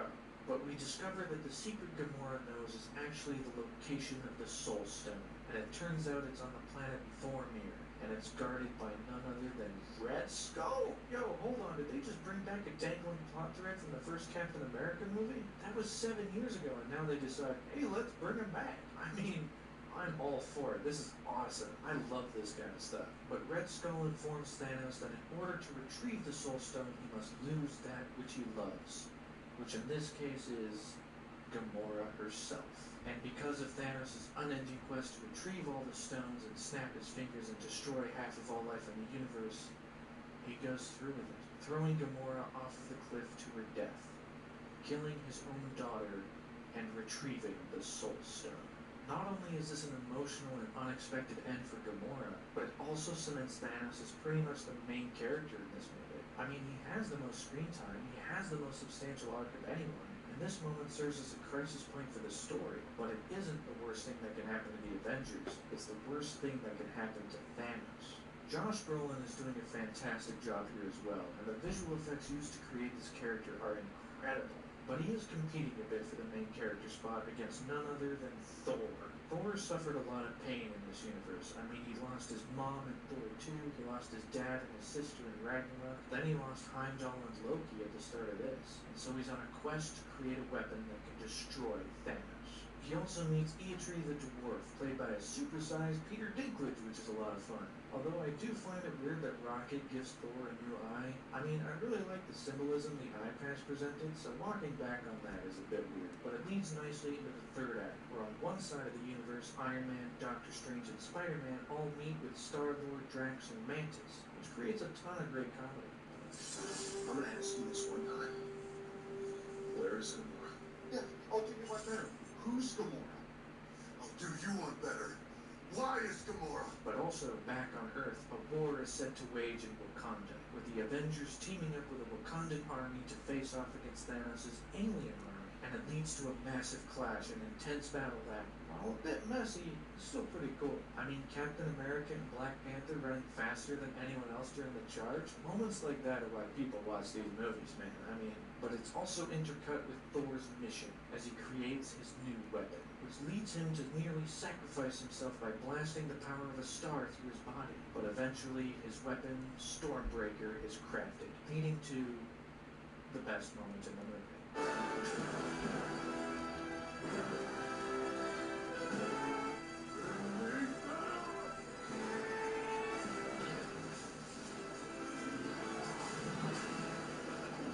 Now with Thor, Rocket, and Groot in the fray in Wakanda, it creates even more great character moments and interactions, which are a ton of fun.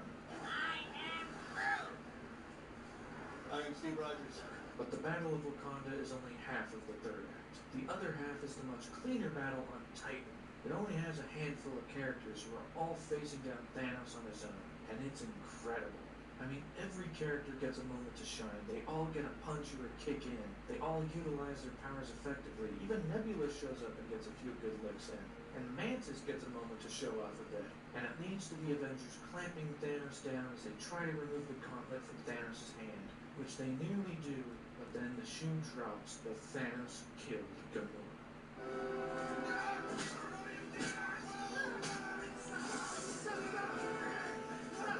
People often point to this moment as the point where everything goes wrong, or that Peter Quill made a decision out of character, which, I'll admit it's a dumb move, but it's totally in character. I mean, he did this exact thing in Guardians 2, but it does lead to bad news for the Avengers, as Thanos throws a planet at them.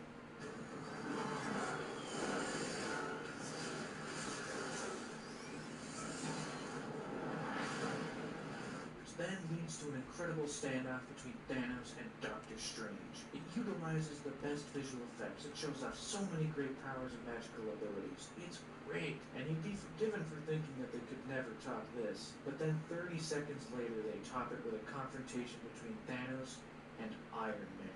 Not only does it feel like the whole movie's been leading to this, but that the entire franchise has been leading to this. And Iron Man pulls out all the stops. He uses every trick his nanotech suit has, and gets the upper hand on Thanos. But Thanos quickly gets it back and whittles down Iron Man's suit more and more until...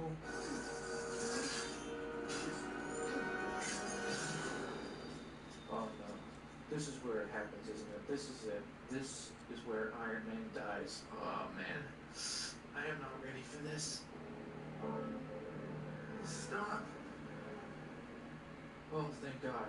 Doctor Strange stops his demise and trades Stark's life for the Time Stone? No, don't give him that. That's exactly what he wants. But he does give it to him. And Thanos now has 5 of the 6 Infinity Stones in his gauntlet.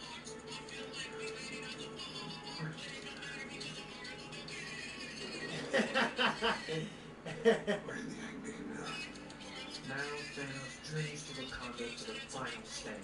Our remaining heroes all unite to defend Vision, but one by one they're easily dispatched by Thanos, which leads Vision and Wanda to make the difficult decision to destroy the stone and kill Vision before Thanos can get it. Which leads to an emotionally charged climactic moment where Wanda has to destroy the android she loves while also fending off Thanos. The music is building to this emotional crescendo, your heart's busting out of your chest, all leading to...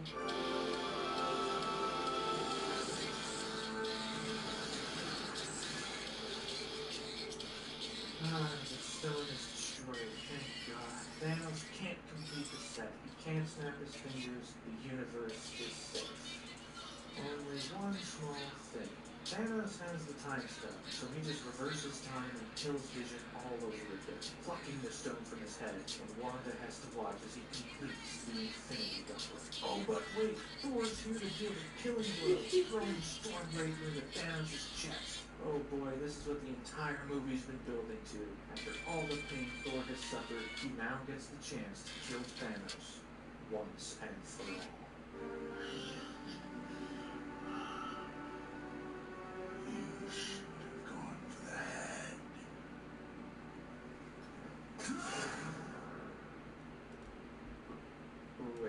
Wait, what? No, he just snapped his fingers. Does that mean half the universe is dead? No, that didn't just happen, did it? Yeah, that did just happen. And now with a damaged gauntlet, Thanos makes his escape and we are left in silence. Who's gonna go? How are they gonna do it? Is everyone just gonna be gone all of a sudden? Or... Steve?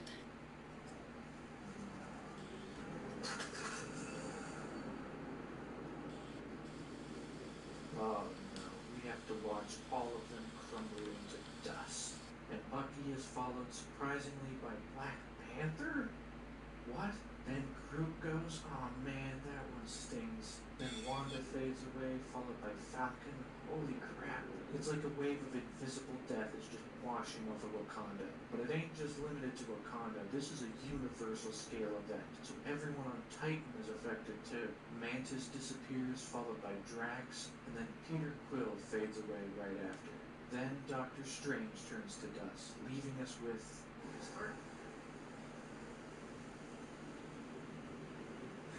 Oh man, really? You're gonna kill Spider-Man? Who would have thought that Infinity War would end with Spider-Man dying, along with half of the universe? Wow. But it leaves the original Avengers behind, along with some others, as they're scattered and defeated. And now Thanos is off to his farm to do exactly what he said he was gonna do. I finally rest and watch the sunrise in a grateful universe.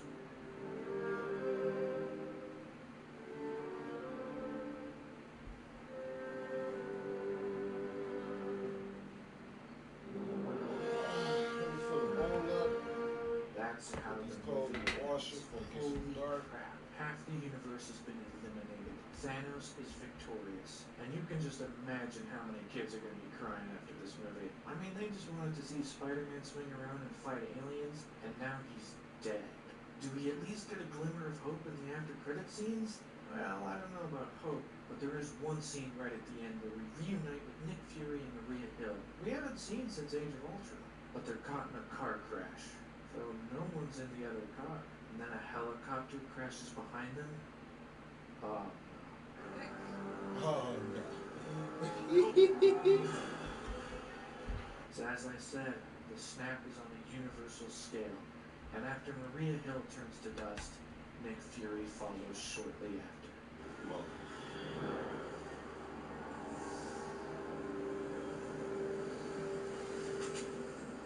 Wait, what's this? It's a pager. It's sending a message. What does it say? Who's it sending it to? Oh, Captain Marvel. She's gonna show up and help save the day in the next movie. I mean, I'm not sure exactly how. These are pretty dire circumstances, but it leaves me more intrigued about her solo movie, I'll tell you that much. But that's Infinity War. And despite that shocker of actually, I gotta get it off did because not I struggle need at to the take box all office, this off breaking right a record-breaking $257 million So, in its yeah. opening weekend. The biggest opening weekend of all That's time. 725. Worldwide as well, raking in a massive $640 million globally. It was an unprecedented, once-in-a-lifetime cinematic event. Until, of course, Avengers 4 comes out next year. That might be even bigger. Infinity War cemented 2018 as Marvel's best year yet, with Black Panther already raking in $1.3 billion worldwide, and Infinity War very quickly reaching its way to become Marvel's first $2 billion global earner, also making it the biggest superhero film of all time. But there were tons of questions floating around. How are the remaining heroes going to deal with this? How is everyone going to come back? Because you know they have to come back. I mean, we already know about Spider-Man 2, and there's going to be Black Panther 2. Guardians 3 can't just be Rocket on his own, so they gotta come back. Is Cap gonna get his actual shield back? Is Black Widow gonna have red hair again? And where is Hawkeye? What's he gonna do about this? He wasn't in that movie at all. Neither was Ant-Man. How's Ant-Man and the Wasp gonna deal with this? How's Captain Marvel gonna deal with this? How does Doctor Strange's 14 million future thing play into this? With half the universe dead, there are so many questions and so little answers. All fans could do was speculate about what the next chapters would hold, how the remaining characters would deal with such an event. But among all the speculation, there was one thing that audiences knew for certain. Thanos will return.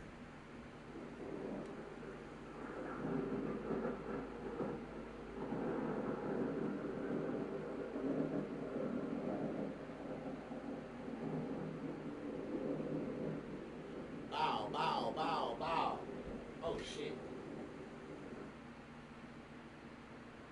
Ba-da-dum, da-dum, bow, bow, bow, bow. Bow, bow, bow, bow. Oh wow, rocking this bitch.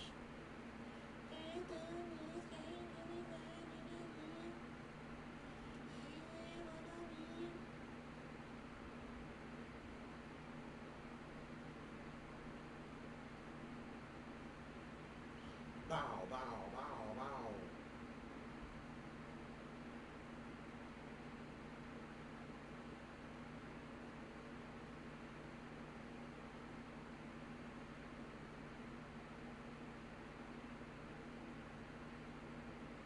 That is my fat baby, baby. That is my fat baby. It's my fat baby, baby. There is my fat baby. Don't care about these bitches.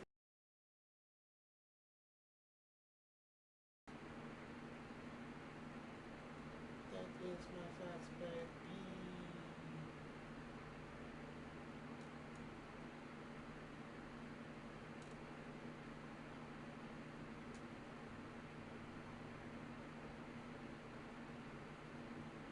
My fat baby. That is my big fat baby. That is my big fat baby. That is my big fat baby.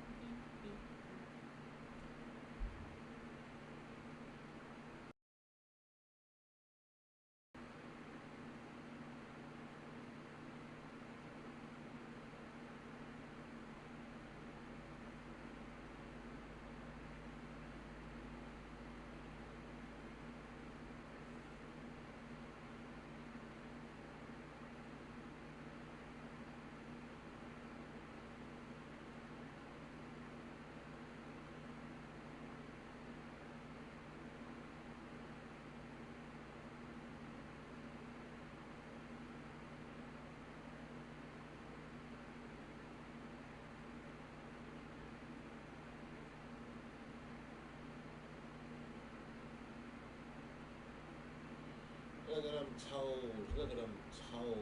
Look at them toes.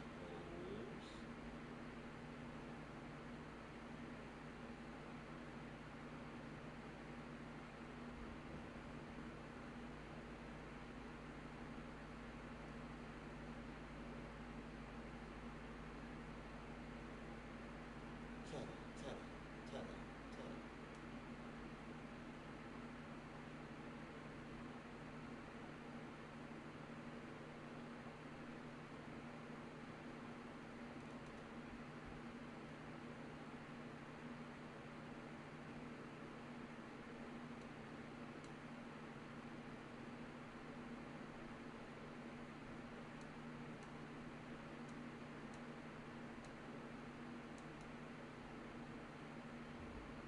Hey, big baby, big fat baby. Hey, big baby, big fat baby. Hey, big baby, big fat baby. Hey, big baby, big fat baby. It's the baby, right? There's Maxie, there's Maxie, there's Maxie. That's the baby name. It's Maxie. That's the baby name. Da da da da da da da da da da da. MI6 agent Imogen Salt, known to be erratic and unpredictable. I can change into anything. Don't you want to know what the soul is the soul on that 101?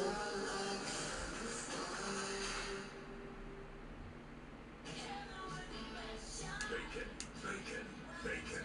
Introducing Applebee's new whole lotta bacon burger. Just $9.99 for a limited time. Applebee's. Now that's eating good in the neighborhood.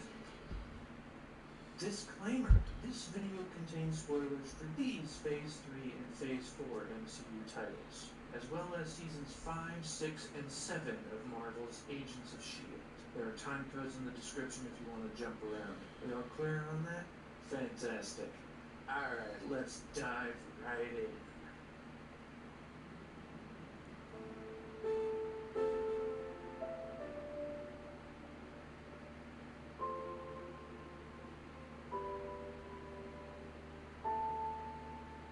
With half the universe dead, there were so many questions and so little answers. All fans could do was speculate about what the next chapters would hold, how the remaining characters would deal with such an event. But among all the speculation, there was one thing audiences knew for certain. Thanos will return.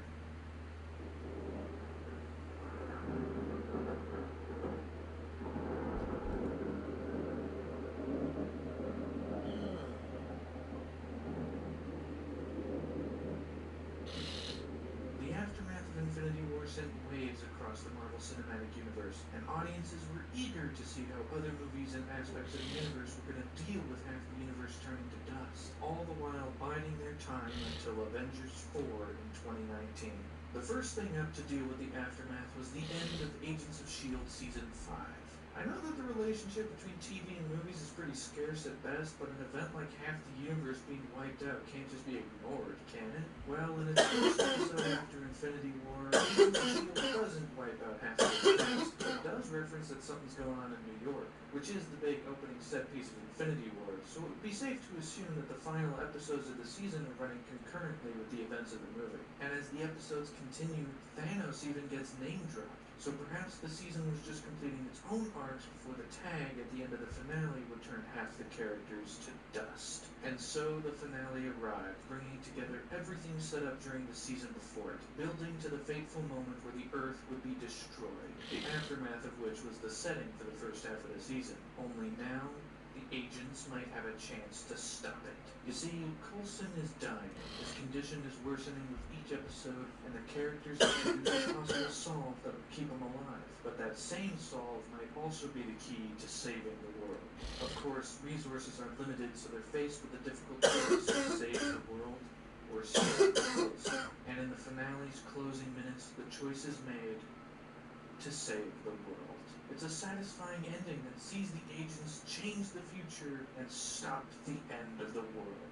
But now, Coulson's fate is sealed, with the final scene seeing Coulson journeying to an island with Agent May to live out the remainder of his days. It's an emotionally effective ending that really makes clear just how well this show makes you care about Coulson, making him even more likable than he already was in the movies. It also shows just how much the other characters have grown too. After 5 seasons, they've all become memorably likable characters, and saying goodbye to them carries just as much weight as saying goodbye to Coulson. And with that, the season comes to a close, with no reference to half the universe turning to dust. I mean, it makes sense, but the plot of Infinity War under lock and key before release, the writers of Agents of S.H.I.E.L.D. probably didn't even know how it ended.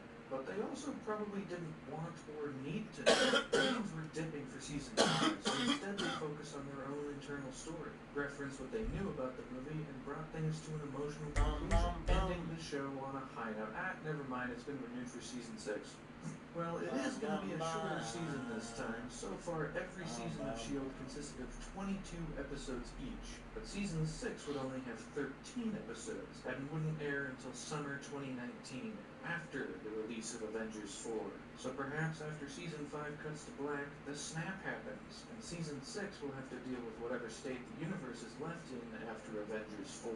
But despite the solid ending to the season, the lack of reference to the game-changing ending of Infinity War left an itch unscratched. But that wouldn't last long. I got 14,000 pictures of my baby. Probably 15,000. Their next film, Ant-Man and the Wasp. It started with a trailer humorously addressing both characters' absolute absence during Infinity War, and promising that the trailer would highlight what they were up to when Thanos was all like, "Give me some rocks, I gotta kill some guys."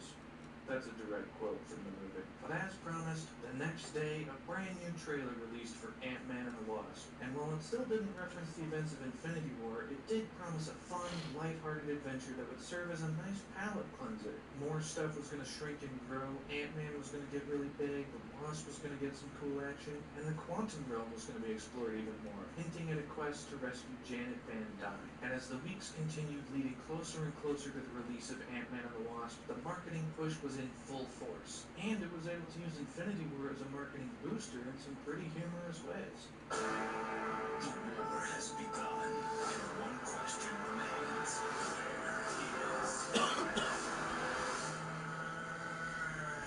During the build-up, a fun video was released where Tom Holland accidentally revealed the title for Spider-Man 2, confirming that it would be called Spider-Man Far From Home. I say accidentally in quotes because by this point they're playing into the joke that Tom Holland spoils things. They did the same thing to reveal the Infinity War poster, but it's still fun. It was also confirmed that Jake Gyllenhaal would take on the villain role, rumored to be Mysterio.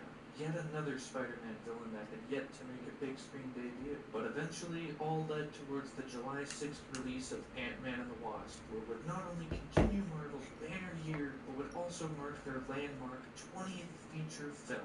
Audiences had a ton of questions, and the movie might have answers. So audiences turned up to theaters once again to witness the MCU's first step past Infinity War and towards Avengers 4.